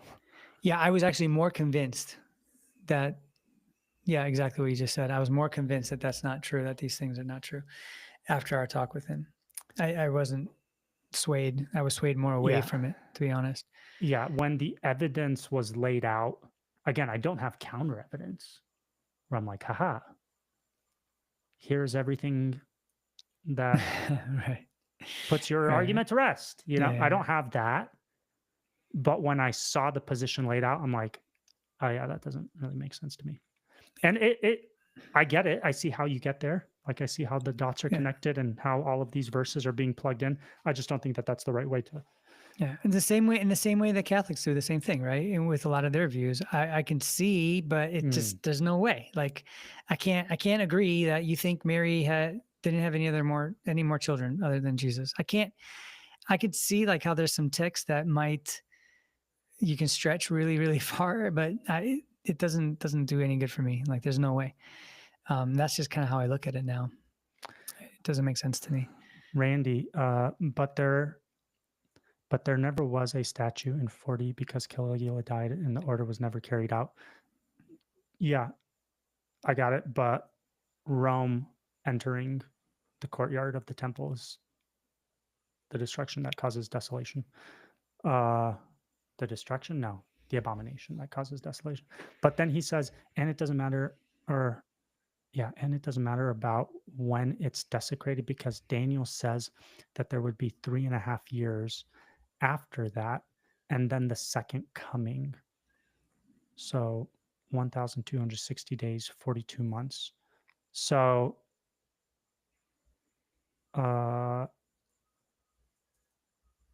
isn't that the Daniel stuff, dude? I just watched a bunch of stuff last week, and I already forgot everything. I can't wait to get into Daniel. There's a lot of stuff. Or there's a lot of positions on the Daniel stuff. The Daniel stuff is completely up in the air. Some people say it was completely fulfilled. Some people say that that they'll plug it into like the dispensational stuff. They'll plug it into the 7 years of tribulation, that kind of stuff. And it's because of the mention of 3.5 years. Revelation talks about 3.5 years. Daniel says something about 3.5 years. So they're like, aha, it matches. But we talked about this last time, in regards to Daniel. Yeah. In regards to numbers too, like we don't know what these numbers totally signify. And I think from the time of Daniel, 70 times 7, so 490 years later. Can you look it up? 490 years later after Daniel was that when Jesus was alive? I can't remember. It's been a week. I could barely hold yesterday in my brain. So Randy, I'm sorry. The word abomination in Hebrew nearly always relates to an idol or image, not the presence of Gentiles. Yeah, but I still think Rome going into the courtyard would be an abomination. I love you too, Randy. Thanks for all the comments, man. We're definitely, listen, we're thinking out loud here. And I love when people bring stuff up because it makes me think more, and it helps. It's the iron sharpening iron metaphor. I'm just saying, man. I'm just saying. I don't have all the answers. I don't know everything about this stuff. I don't think anybody does. It's really interesting. The 490 years, the decree to rebuild Jerusalem, 457 BC. 490 years later is AD 33. When Jesus was crucified. Yeah, so it's came into his kingdom. Dude, it's a perfect fulfillment. Like, yeah, I don't know why people think that Daniel. So you're telling me Daniel is in his room praying and Gabriel shows up, right? Daniel's praying for the nation. We're in captivity in Babylon. You prophesied through Jeremiah that we'd be here for 70 years. It's coming up on 70 years. When are we going to be released, God? What's happening, right? Gabriel shows up in his room and is like, yo, Daniel, your people are still unrepentant. I was going to punish you for 70 years, or God was going to punish you for 70 years. Now God's going to punish you for 7 times 70 years because your people are unrepentant. And then the Messiah is going to come, and then you'll be cut off.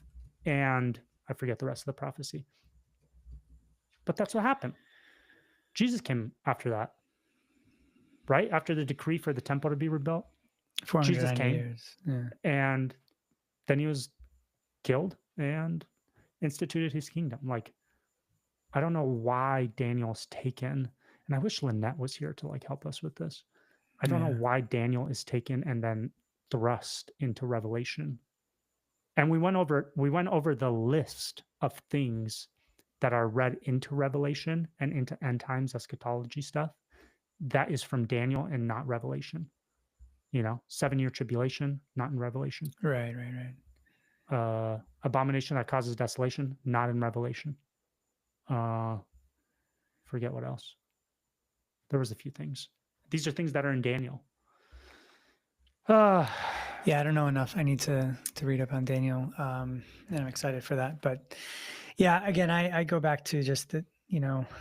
It's. I like what you said about future foreshadow, a foreshadow of the future, but also like, man, there are things that happened and things that didn't, I think, yet. And you can always look at so many different views. Like I said, you could sit under 10 hours of one guy is teaching about one view and then be like, oh yeah, that all makes sense. I think this is what I believe. And then do that the next day on a different view and be like, oh no, well, that makes sense. I think that's what I believe now, and then you just get tossed like that. I think, I don't know if the Bible is meant to be even read that way. I don't know. The more I'm reading about all these things, like even Ezekiel, I'm just learning more about God's character through all of this, and it's awesome. Yeah, and I love it. So I don't get hung up on this stuff. It'd be cool to know. I'm not It'd be cool hung to see. up. Yeah. It doesn't make a difference to me at all. But listen, it makes a big difference to a lot of people. A lot of people. It does. Where this is their thing. You know what I'm talking about? A lot of Christians in particular. Right. But yeah, I mean, we've lost a lot of people. Freaking Syntax comes in with Time of Jacob's Trouble. Here we go. An hour and a half in. Thanks, Syntax. Hey, welcome, hold buddy. on. Yeah, welcome, bro. You missed all our AI talk. Actually, I did. You would like that. How did we get to this? I don't know. I swear, on my drive home today, I'm like, I'm not talking about the Jews. I'm not talking about Israel. I'm not talking about rapture. Our views, everything went down after we started talking about the Jews. Oh yeah, it's just everything. For sure. We lost people. The views went down. Nobody. But somehow, but listen, this is the topic of conversation. Everybody's trying to figure this stuff out. Syntax. I know it was last minute, bro. I'm sorry. And we're terrible podcasters. We've been slacking, to say the least. I've been working a lot, and it's rough. But let me see, Randy over here. So the day the temple burned down cannot be the day that it's the abomination of desolation. The temple will have to remain for 42 more months after, and if he's taking Daniel literally on the same day. Yeah, in those verses, if he takes it literally, he's right. Jesus came and offered himself as king on the 483rd year of Daniel's 70 weeks, and the final week that remains is the 7-year tribulation. Oh, I like your math there. That looks fitting, Randy. That math there. Then 483, then the next 7 years, and you get to the 490. Everybody makes the math work. Everybody math works. Randy, are you an accountant by trade, sir? You got me with the math, Randy. I can't argue. I'm not a math. I was never good at math. So I would just find it hard to believe that that Gabriel comes to Daniel and he's like, oh, so you're praying about your people? Well, let me tell you what's going to happen to your people. There's going to be 490 years of tribulation because they're unrepentant. Or I'm sorry, 483 years of tribulation because they're unrepentant. Then there's going to be 2,000 years of a gap where they're still under judgment because they cut off the Messiah. And then there's going to be that missing 7 years from 483. That makes 490. There's going to be another tribulation that comes upon the people. You know what I'm saying? Like Daniel didn't think that, man. This stuff was written to these people. Their prayers are being answered miraculously by angels appearing in their freaking room. And there's this hidden message that Daniel could not have understood. You think Daniel walked away thinking, dude, that 2,000 years for the Jews is going to suck. No, he walked away thinking that in 490 years, the Messiah is going to come, then it'll be cut off. And you know what I mean? He took it very literally. Like he didn't have this like gap theory in mind when he walked away from that encounter with Gabriel. So I don't know if it's fair to do that. I don't know if it's fair to like impose this theory on Daniel's prophecy when it might not be like the intent. You know what I mean? Yeah. And again, these connections to Revelation are paper thin, man. 7 years is not in Revelation. Like, yeah, I think we only where have is it? 3.5 years. It's only 3.5. Yeah. Only 3.5 is mentioned. And so you connect that dot because it says something in Daniel about like halfway between 7, this happens, then this happens. And you're like, aha, halfway between 7 in Daniel is 3.5, which means this 3.5 in Revelations connects to this. It's thin. It's thin. No. And there's other perspectives, and people use the Bible to make those as well. Well, so it's Randy's using more math now to dude, math is not my strong suit. I'm telling you right now, I failed intermediate algebra 3 times in college. Man, I that got makes expelled. me feel so much better. I got expelled. Did you really? Because I failed my intermediate algebra class 3 times. I went to Cal State. Fullerton. Dang, that's worse They kicked than me out. Dude, why don't you just cheat, man? just get I through did. It. Oh man. Oh, bro. Hey, I actually I think, oh my God, get this. I cheated in a religious course in college. Nice. I took a religious studies class. It was a joke. The guy was stupid. He was like, he would like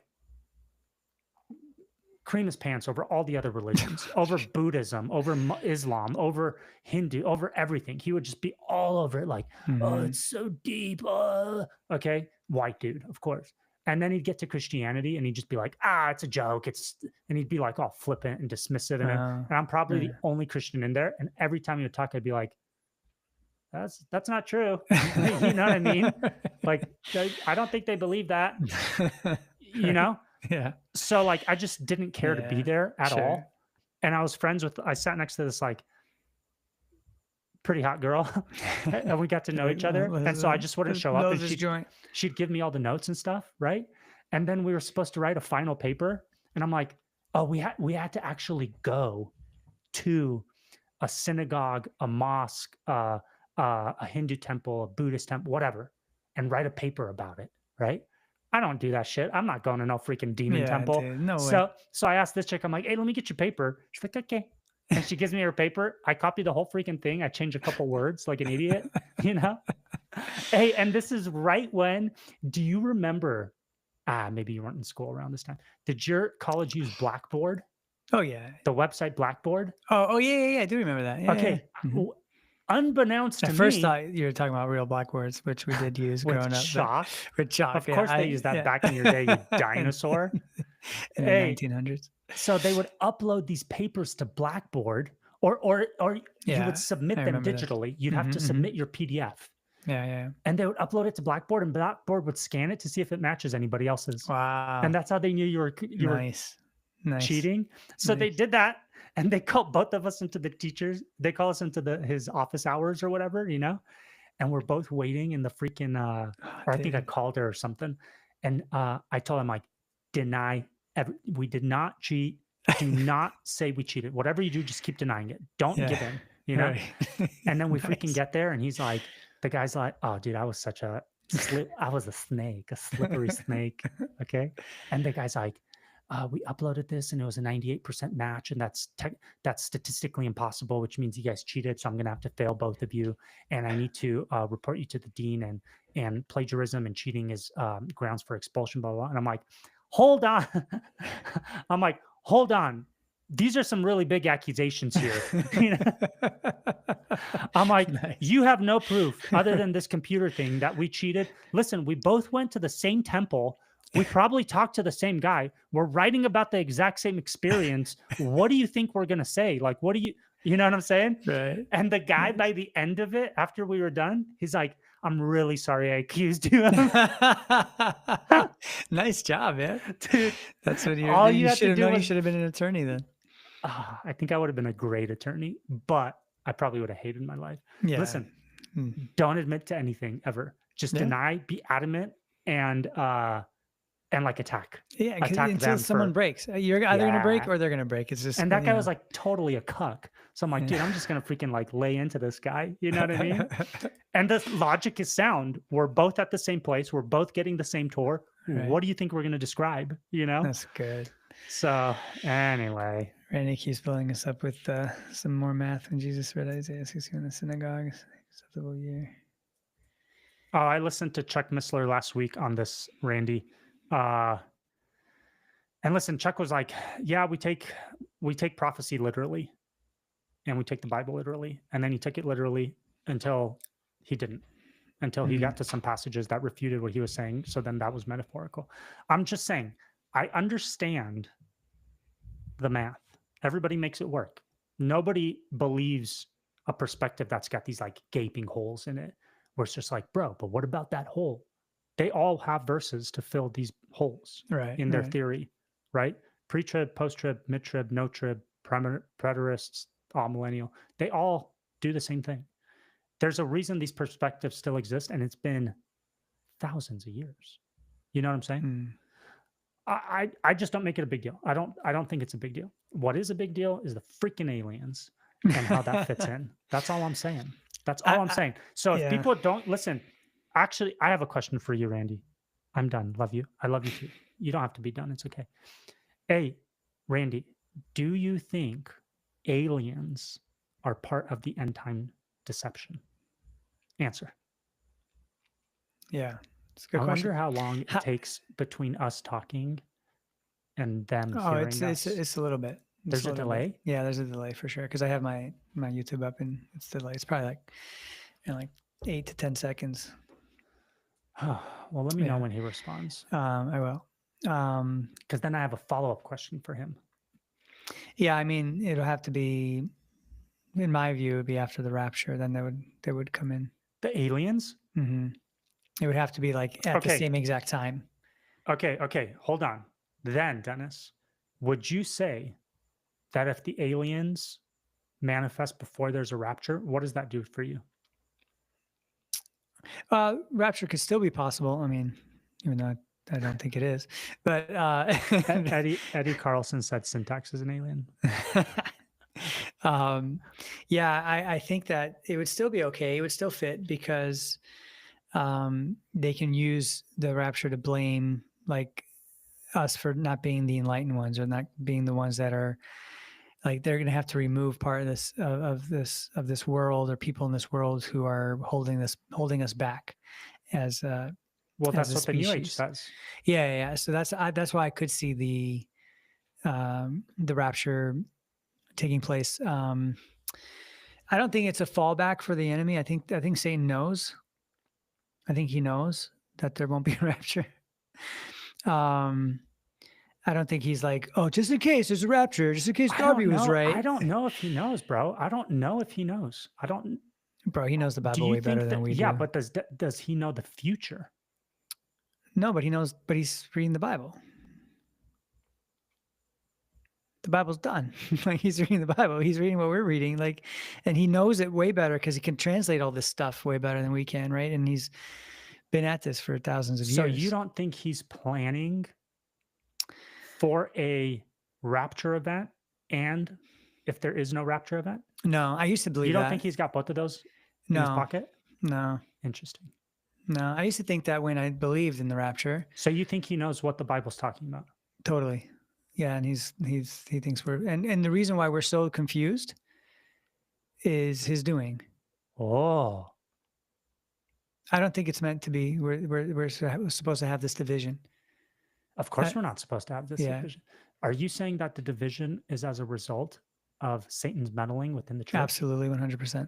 On theological, yes. Eschatological, yes, and doctrinal in a lot of ways too. Issues? Yes, absolutely. Whoa, yeah. I like it.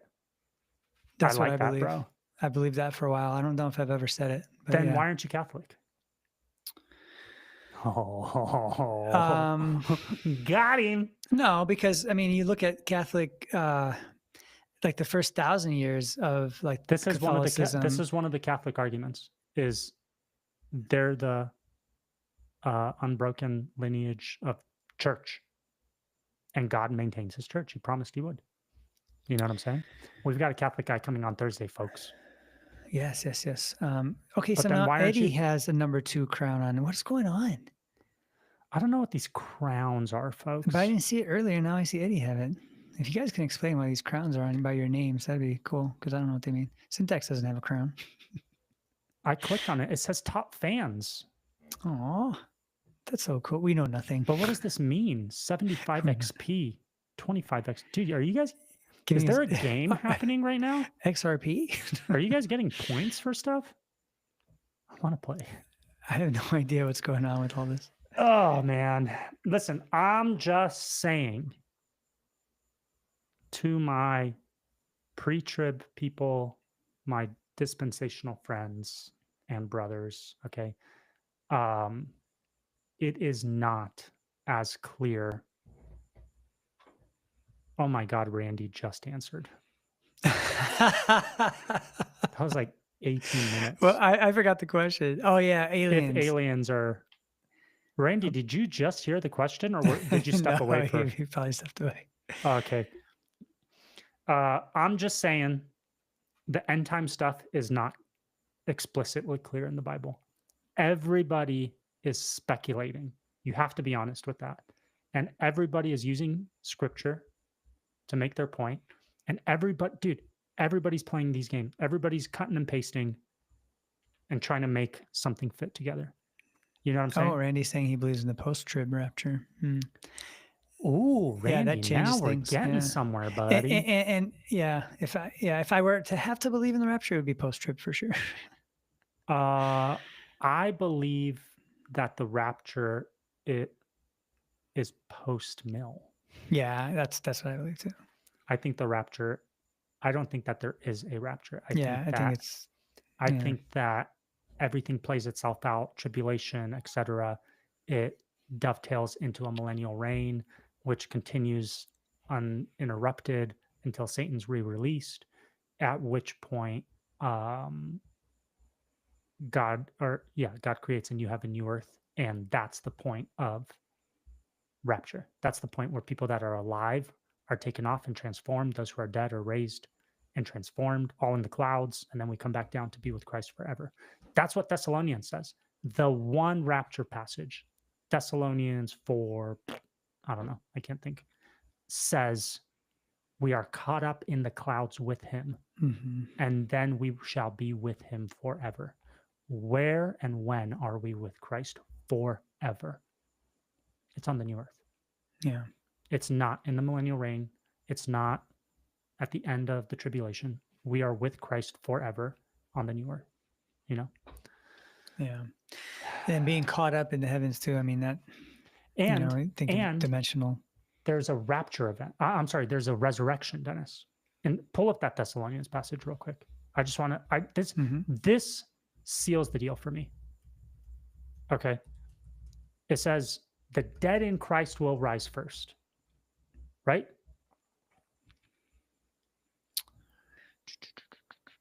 Thessalonians 4. There's something. Yeah, there's a few of them. Read it.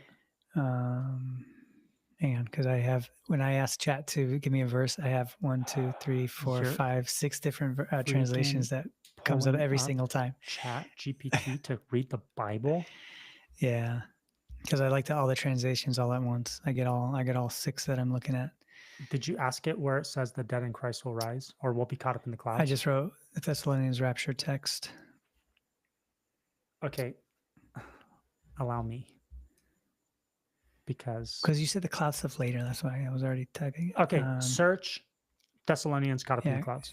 Yeah, caught up in the clouds. It's here. I have it. Watch this. For the Lord himself will descend from heaven with a cry of command, with the voice of an archangel. Hold on. The Lord himself will descend. Descend from Jesus heaven. is coming down.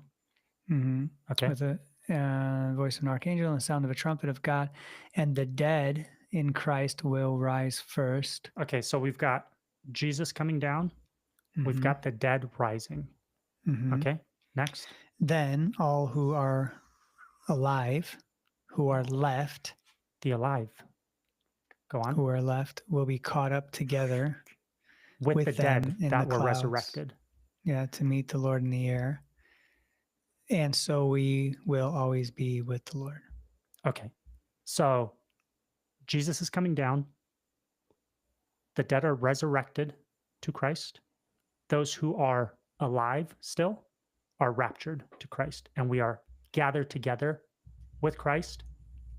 And then what? Jesus makes a U-turn and goes back up because this is a pre-tribulation rapture? No, Jesus is on his way down where we will be with him forever. Okay. Dennis, is there more than one, or Randy or anybody, is there more than one resurrection of the dead? Nope. No. So look up, it's right before, look up, I think, Revelation 20, where it talks about the millennial kingdom, and it talks about the resurrection of the dead. Whoa, Randy says that there's a 5-minute delay. No way. He also says I'm dispensational, but I do not believe in a pre-trib rapture. Whoa, interesting. Well, yeah, because he believes in post-trib. I know, but dispensational, but post-trib? Okay, yeah, you could do that. Yeah, you could do that. It's just the placement of the rapture, right? Everything else sticks. Yeah, you're right. 20, Satan bound? I think so. So what are you looking for again? Bro, where it talks about the resurrection of the dead in Revelation at the millennial, at the beginning of the millennial kingdom. I feel like this is one of those examples where you could just use Google and it'll pull it right up. I went to Bible Gateway because I thought we were going to read more, but now I'm going back to chat. Oh my God. The first resurrection. Well, why does it say the first? That's the one. This is the first resurrection. Blessed are those who participate. Read it. Yeah, Revelation 20, verse 6. Blessed and holy is the one who shares in the first resurrection. Over such the second death has no power, but they will be priests of God and of Christ. But we need more. Give me some more before that. They came to life and reigned with Christ for 1,000 years. The rest of the dead did not come to life until the 1,000 years were ended. This is the first resurrection. Okay, I need more. More earlier? Yeah, go one verse before that. So this is, according to John, this is the first resurrection spoken of. This is the resurrection of the dead. This is it. We believe that there aren't more than one resurrection of the dead where then people are like alive on earth. Oh man. I can't find it. There's nothing it talks about. What is it? Revelation 20? Yeah. Then I saw an angel coming down from heaven, holding in his hand the key of the bottomless pit. Some Satan talk.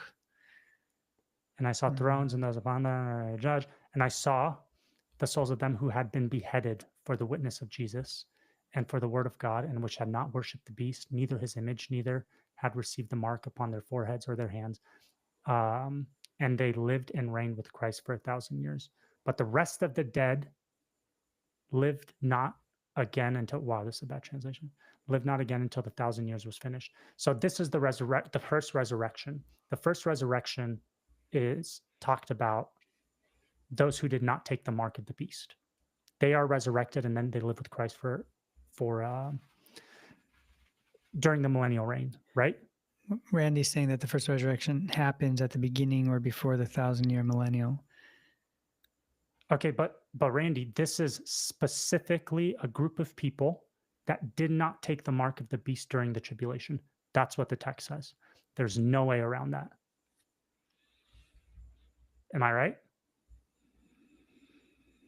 Dennis, because it might take Randy a few. Yeah.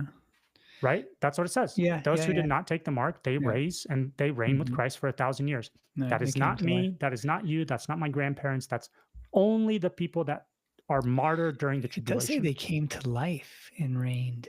Okay. So did they die first and then they came to life? That time period goes by. Of course. Yeah. These are the people that were martyred. Right. Listen, and I saw, this is verse 12, and I saw the dead, great and small, standing before the throne. Oh my gosh. Now it freaking jumped me down. Verse 4, I'm sorry. Also, I saw the souls of those who had been beheaded for the testimony of Jesus and for the word of God, and those who had not worshiped the beast and its image and had not received the mark on their forehead or their hands. They came to life and reigned with Christ for 1,000 years. The rest of the dead did not come to life until the 1,000 years was over. This is the first resurrection. So which is the first resurrection? The one of the beheaded that didn't take the mark. Am I right? Blessed and holy are the ones who share in the first resurrection, over which second death has no power. But they will be priests with God, and they will rule and reign with him for 1,000 years. So this is one resurrection of the dead, specifically for those who don't take the mark and are martyred during the tribulation.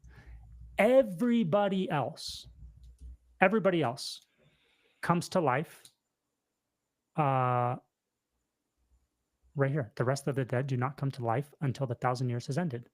And the 1,000 years ends with the new heaven and a new earth. That's how the millennial reign ends, with the new earth. So going back to that Thessalonians passage, which resurrection is this talking about? Is this talking about the resurrection where the martyred who didn't take the mark of the beast are raised? No. No, it doesn't. No, it's talking about the resurrection at the end of the millennial reign. That's the only like church-wide, global-wide resurrection. Everybody else, the only other resurrection talked about is the one about the martyred, a very specific group of people, the martyrs that will reign with Christ during the millennial reign. Yeah. So that Thessalonians passage where everybody's caught up, including those who are still alive and the people that get resurrected, that's a end of the millennial passage. It's not a it's not a premillennial rapture passage in my humble opinion. And I think I misspoke. I think I said there's only one resurrection. I meant one like universal resurrection. Yeah, I mean we have this other one is a very specific category of people, you know? Yeah. Then Randy talks about John 14, 14:3, and if I go prepare a place for you, I will come again and will take you to myself, that where I am, that you may also be. For sure. Hey, Thessalonians fits that perfectly. And what place is Jesus preparing for us? Is it not the new Jerusalem that he returns to earth with, where we will be with him forever? In my house, there are many mansions. Is that not the new Jerusalem, which Christ descends with? And the Thessalonians passage talks about Jesus descending. Then we're with him forever. You have to, it fits, you have to make sense of all of the passages. You have to. You can't use it for this over here, use it for that over here, and then there's gaps. You have to make sense of all the passages. And this perspective takes all the passages into account and creates like a seamless, theory, doctrine. I don't know. Yeah. It's seamless. Otherwise, the Thessalonians passage, which resurrection is it referring to? Is it the resurrection of the dead that were not beheaded, that were martyred during the tribulation? Is that the resurrection? If not, the only other resurrection is of all the dead at the end of the millennial reign. Yeah. That's John. That's Revelation. You know, he calls that the first resurrection. So if we're not martyred, we don't participate in that resurrection. We participate in the other one when Christ descends with the New Jerusalem. Dude, it's perfect. It's perfect. That makes sense to me. It does. I would love to hear. So it's not. I would love to hear Randy's position on that, though. He said he fixed the browser issue. All right, man. Also, you have to account for John 14, where Jesus says, "I'm going away." Yeah, we already accounted for that, dude. But that's the thing. Like, the idea that we are going to, or that people are going to be taken off of this planet, go to heaven, and then return to this planet does not exist in Scripture, in my opinion. Yeah, I don't see it. And that's the rapture, right? That's the only thing we get is this Thessalonians passage that talks about meeting him in the clouds, where we're transformed and then we spend eternity with him. Never this up, down, like back and forth business. Doesn't exist.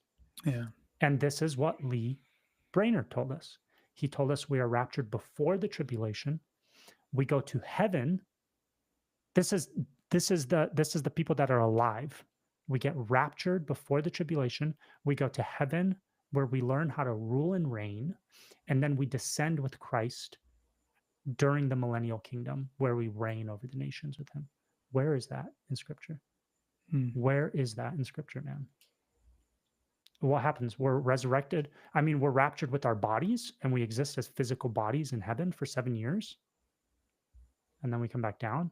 I thought heaven was a spiritual place. I thought it's for souls. Right? Yeah. Like there's too many holes, man.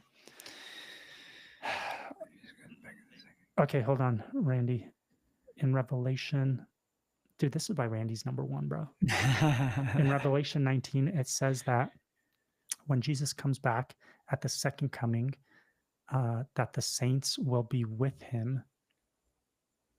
And in Jude, it says the same. I don't know about the Jude passage. Which Revelation 19 passage? Is it the one where he's coming back with the martyred? Is that the one we just read? No, we didn't read that one. I'm looking for it now. Sure.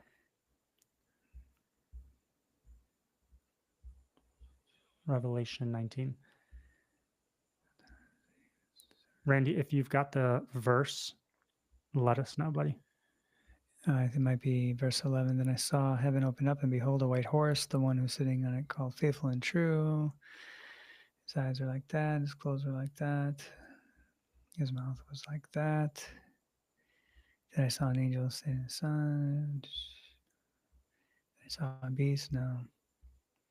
Yeah, I don't see it. I don't see it anywhere in 19. Let us know in particular which verse, Randy. Jesus has a resurrected body, and he is in heaven right now. Yeah, Jesus's body was also passing through walls, appearing, disappearing. He doesn't have a resurrected body like our current body. He has a glorified body, right? Which is what we will have, I think, when it says that we will be like him, you know. But we don't have that right now. The dead in Christ right now are not in their resurrected bodies in heaven. Can we agree on that? The only thing that would stand in my way of agreeing with that is like the time, the fact that they're outside of time. Bro, heaven is not like a physical place where people are sitting around with bodies like waiting to come back to earth. Right. The resurrected body exists on this planet. We are created by God. Look at Adam and Eve. That's the original intent before sin ever entered the picture. The original intent was for them to be on this planet. How much you want to bet that they existed in the resurrected state? I believe they did. Boom. Me too. Me too. I believe they did. That was the perfect intention of God for humanity. Yeah. So if Jesus, post-resurrection, takes on this form where he's able to pop into buildings, disappear, that's probably the form that Adam and Eve were in. That was his original intent, because that's what we're going to exist in, the state we're going to exist in for all eternity after the new heavens and new earth are created. So I think that he's just resetting the original order of things. So if that's how we end, I think that's how we began. You know what I'm saying? Randy agrees with you. He says you're right. The dead in Christ did not have resurrected bodies, but when Jesus comes at the second coming, they receive that. Give me the verse. Give me the passage. Look, he said around. So chapter 19, starting around verse 11. I read through there and I couldn't find it. And I saw heaven open, and behold, a white horse, and the one sitting on it called Faithful and True, righteous above. His eyes were like flames of fire. The crowns on his head, written on his thigh, clothed in robe dipped in blood. Oh, and the armies which were in heaven followed him upon the white horse, clothed. Well, we're not, Randy, we're not saying that the armies of heaven are the dead saints, are we? there's a lot of references to heaven's armies, which has absolutely nothing to do with raptured or dead saints. It's the angels. The Lord of heaven's armies is a reference to Jesus in the Old Testament. We're not talking about dead Jews, right? When he says the Lord of heaven's armies. Right. I don't see that. And like he says, verse 14 speaks of the saints being with Jesus at the second coming. Wow. Jude speaks of it as well. And 14 is a reference to the Lord of heaven's armies. I have to disagree with you, Ben. I do not think that heaven's armies is a reference to the saints. It doesn't say that at all. Heaven's armies never refers to dead saints ever. It's the angelic. Yeah, we don't battle with Jesus at Armageddon. Yeah, that's not our. I've actually, honestly, I don't think I've ever heard that. That we don't battle. Yeah, I've never heard that we battle with Christ at his return. That we battle Satan and the beast and everybody that's left. We judge. It says we are resurrected to judge even the angels. You know what I'm saying? Yeah. Bro. Good stuff, man. I love it.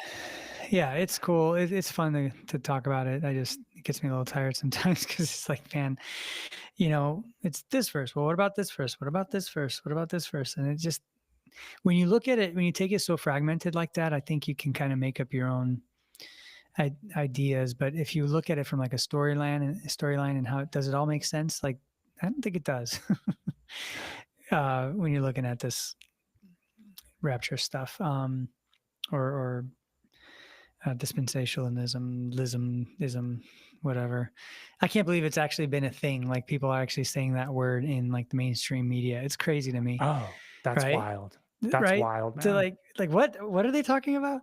And the fact that that's happened, I mean, that it got to mainstream media is a big deal, right? If it was just in the Christian circles is one thing, but that to me makes it like more of a. That's the problem. Hey, right. Now people are specifically asking, why are these things happening geopolitically? Why? Mm-hmm. This doesn't make sense. How is this happening? Yeah, people are asking. And guess what? Mm-hmm. People are like, oh, it's the dispensational Christians.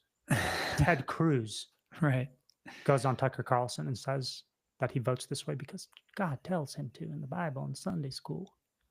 Yeah, and those are the ramifications, right? Are supporting a government that is just doing. Guess what? They deny that Christ came or that Christ is God. Doesn't Paul call that the spirit of Antichrist? Yeah, great point. Excuse me, this is the chosen. The chosen people of God have the spirit of Antichrist. I doubt it. I doubt it. I don't see that in scripture anywhere. Yeah. I can't reconcile that, man. Like they that's exactly right. And that's where I have a huge problem with that. It just doesn't make sense to me that they would be, and I could just be like, okay, that's what it is. And that's what it says. And that's, what I'm going to believe. I don't think it says that.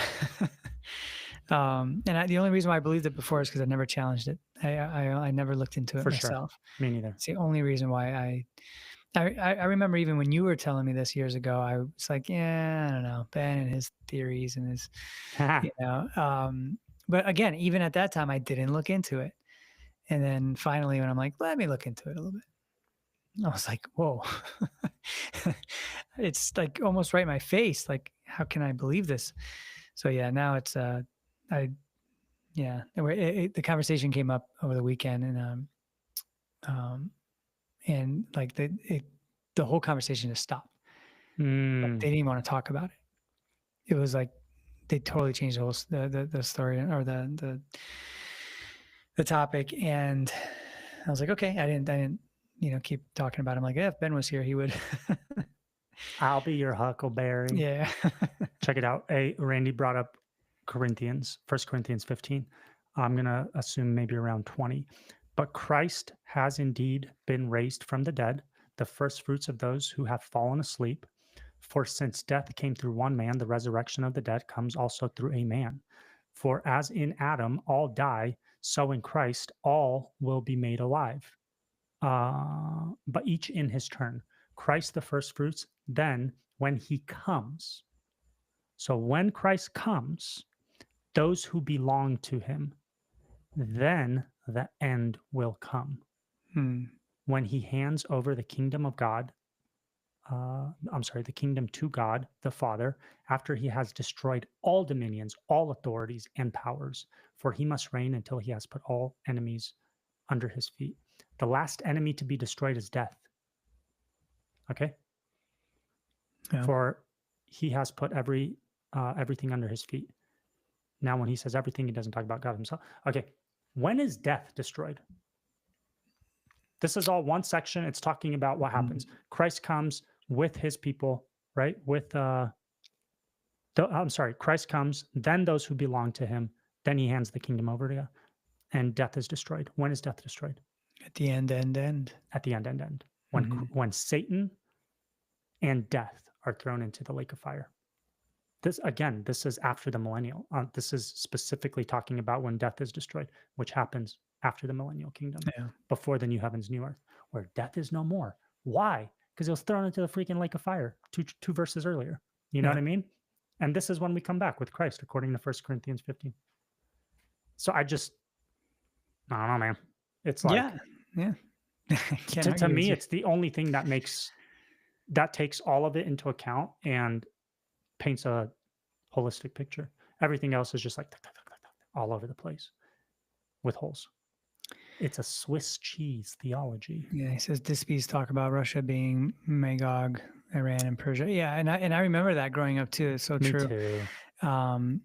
It's funny because I'm reading through Ezekiel now, and it's not. It's like, no, it's not true.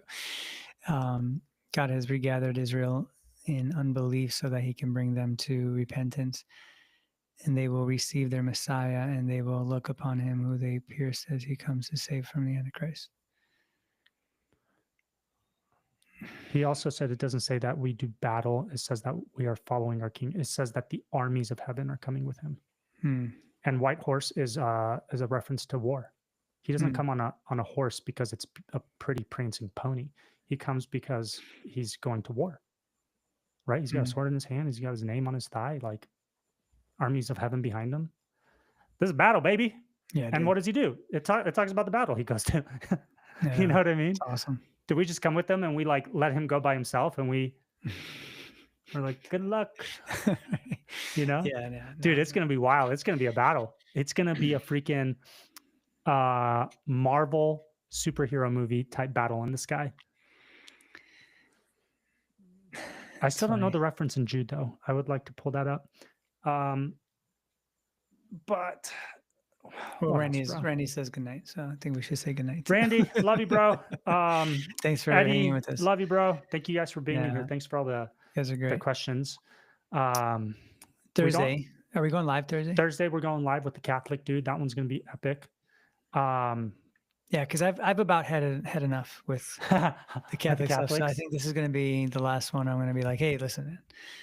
Well, listen, bro. It's not about you. It's not about you.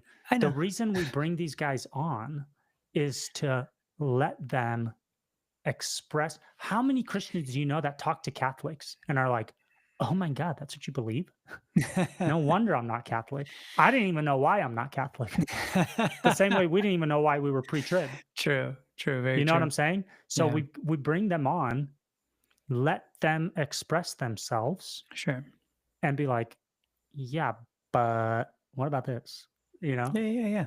No. I like to have these conversations. They're great. I just, I don't know.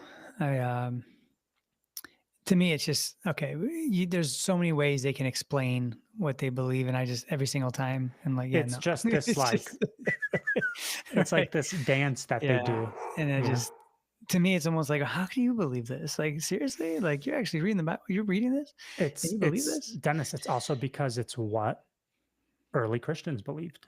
But just because it's early doesn't make it infallible. This is why they say sola. This is why Luther went sola scriptura, because they were making so much shit up. Yeah. That he's like, oh my God, we need to have some kind of authority here. Like, We can't just make stuff up and say that it's the Bible just because we're the church. Right. So he's like, maybe the Bible's the Bible, and that's the only thing that's infallible. So let's base everything we do and believe out of that. And they're like, nah, get out of here, bro. Like, this is the church. God said he'll defend it. So everything we say goes, Right. even if it contradicts the Bible, which is the infallible word of God. Right. Because that guy's got a big hat. I don't buy it. You know? Yeah. I think it worked for a time. It served a purpose. And now it's corrupted just like any other synagogue of Satan. Well, I think it became corrupted along the way, right? Worse and worse. But as everything everything goes. Yeah. I mean, we even have that in Protestantism, right? We have corruption 100%. That we see in the 100%. Different denominations, like all these stupid denominations. Just, man, it drives me crazy. And that's Satan hard at work, bro. Yeah. I agree. That's why I wish the church was united. I really do. Yeah. I mean, one day we will be. Yeah, I can't hold any more of this eschatology in my head. It's just Randy, we love you, bro. Hey, I'm out too, Dennis. I gotta tend to my chickens. I gotta play fetch with my doggies. I have a sick chicken. Oh no, terrible. Poor thing. We have to take care of her for almost 2 months as a little chicken. I'm so impressed by you, my friend Ben. I never thought I'd see this side of you, and I like it. I'm digging this side of you. I shot a rock chuck today. I don't know what that is. A rock chuck looks like a mix between a groundhog and a beaver. It's the size of a beaver. You told me about this last time. But they like dig into the dirt like groundhogs, and they live in the rocks and stuff. You got one? I had to shoot one today. They'll eat like the wires under your car and stuff. No way. And this one's coming into the carport, and I'm just like, you got to go, buddy. Yeah. But hey, I don't know how this thing didn't die from a 22. Oh, it didn't? It didn't die. It like jumped and like it was like shaking, and it kept running. It ran down the hill. You just kept blasting it? No, I can't. And we're down the hill. Like there's cliffs. I'm surrounded by cliffs. Yeah. Oh. So it was gone. I'm sure it's gonna die. I'm sure it's gonna bleed out somewhere. Yeah. I went down there. I mean, not down. I didn't. Yeah. I went looking for it in the bushes, but I didn't see it. Man, I can't wait to come visit and see you. Yeah, what are you doing? When are you going to come visit, bro? I don't know, man. I don't know what's going on in my life. We'll see. Come hang out. I'd like to. Come hang out. Do you work remote? If you want to call that, yeah. Come live remote. We'll see. I'll pay you to help me work on the house. I'm getting pulled in so many different directions right now. It's so it's hard to family. We'll take a break from that. Come over here, hang out. I don't have time to take a break. I need to do something with my life. I've been taking a break for construction for a long time. I'm looking for someone to help me with my place. I need a second. Staying busy. It's good, man. I'm glad you're staying busy. Well, no, it's just my house. I'm working on my house. Oh, okay. So I'm losing money every day. You'll be all right. You'll be all right. You're good. But you gotta get a compound. I have the compound. That's what I'm working on. That's what I'm saying. I need help with the compound. Oh, that'd be so sick. You know what I'm doing right now? Hey, you know how I always do stupid side shit? Mm-hmm. Bro, my latest one, I'm making AI wallpaper. Yeah. For to sell. The home? No, to sell. For like a digital wallpaper? No, people can print it. You could go to a shop, print it on peel and stick or glue on paper. It's wallpaper. That's so cool. It's wallpaper. Yeah, it's great. And you just have to format it correctly and get the cubes to line up to where it's infinite, or horizontally. Okay. And that sounds so tedious. And it is. It's very. Wow. I'll show you some stuff. That's Good my next. you, I'm trying it. Hey, I'm gonna list them. If they sell, they sell. If not, I don't care. Right. ChatGPT made me some cool stuff. I spent 2 days doing it.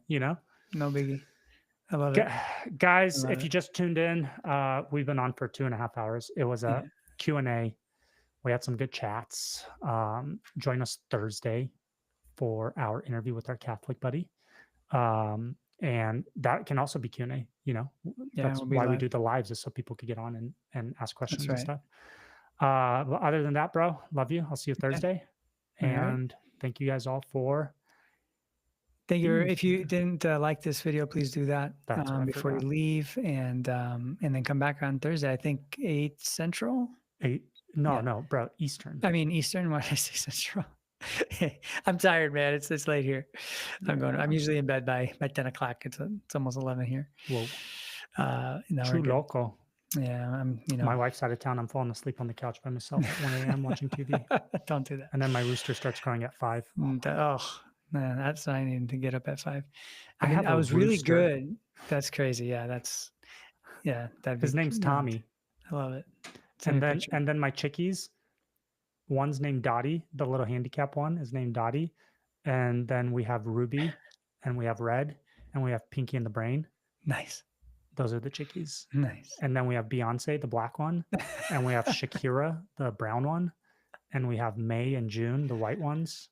And we have Ninja, the black one. A lot of them. Oh my gosh. Ninja's the black one. Nice. And we have Gray, which is the gray one. And then I have 25 others up at the... Oh my gosh. These are just the ones here at my house. Oh, I thought you were talking about all These of them are just the ones at my house in Boise, That's awesome. like in town. Oh, and then so all my... Do you want to see my eggs? Not right now. But I want you to send me a picture of them. Okay. Do you have different colored eggs? I have different colored eggs. That's so cool. Some are speckled, some are blue, some are white, some are brown. I eat a lot. Dude, it's incredible. I eat eggs all the time. Like all the time. I'm looking to get more eggs. I'm looking to get more chickens. I want to get about 100. Dang. Dude, 100 eggs a day? They're about roughly 50 cents a piece right now. That I can sell them for. Yeah, I mean, organic. Organic, free range, all that stuff. These are the good quality eggs. Yeah. I could pull 50 cents a piece. Bro, that's $50 a day. Yeah, it's good. It's great. That's $1,500. Yeah. And they just chill in their area and they eat the seeds and bugs and stuff. Dude. It's incredible. Absolutely. Everybody should get chickens. I would love some if I had a yard. I can't wait to get to that point. And it's gonna be great. That's like the first thing I want to do. I want to get chickens for sure. Dude, they're the best. Yeah, I love them. Just don't want to take care of them. I have a neighbor. I'm a city boy, man. I grew up in Chicago. I grew up in Orange County on the beach. Like, what are you talking about? Yeah, that's true. And now I'm striving for 100 chickens. Life goals, baby. I love it. All right, bro. Have a good night, brother. Talk to you later. Too, Talk to you on Thursday.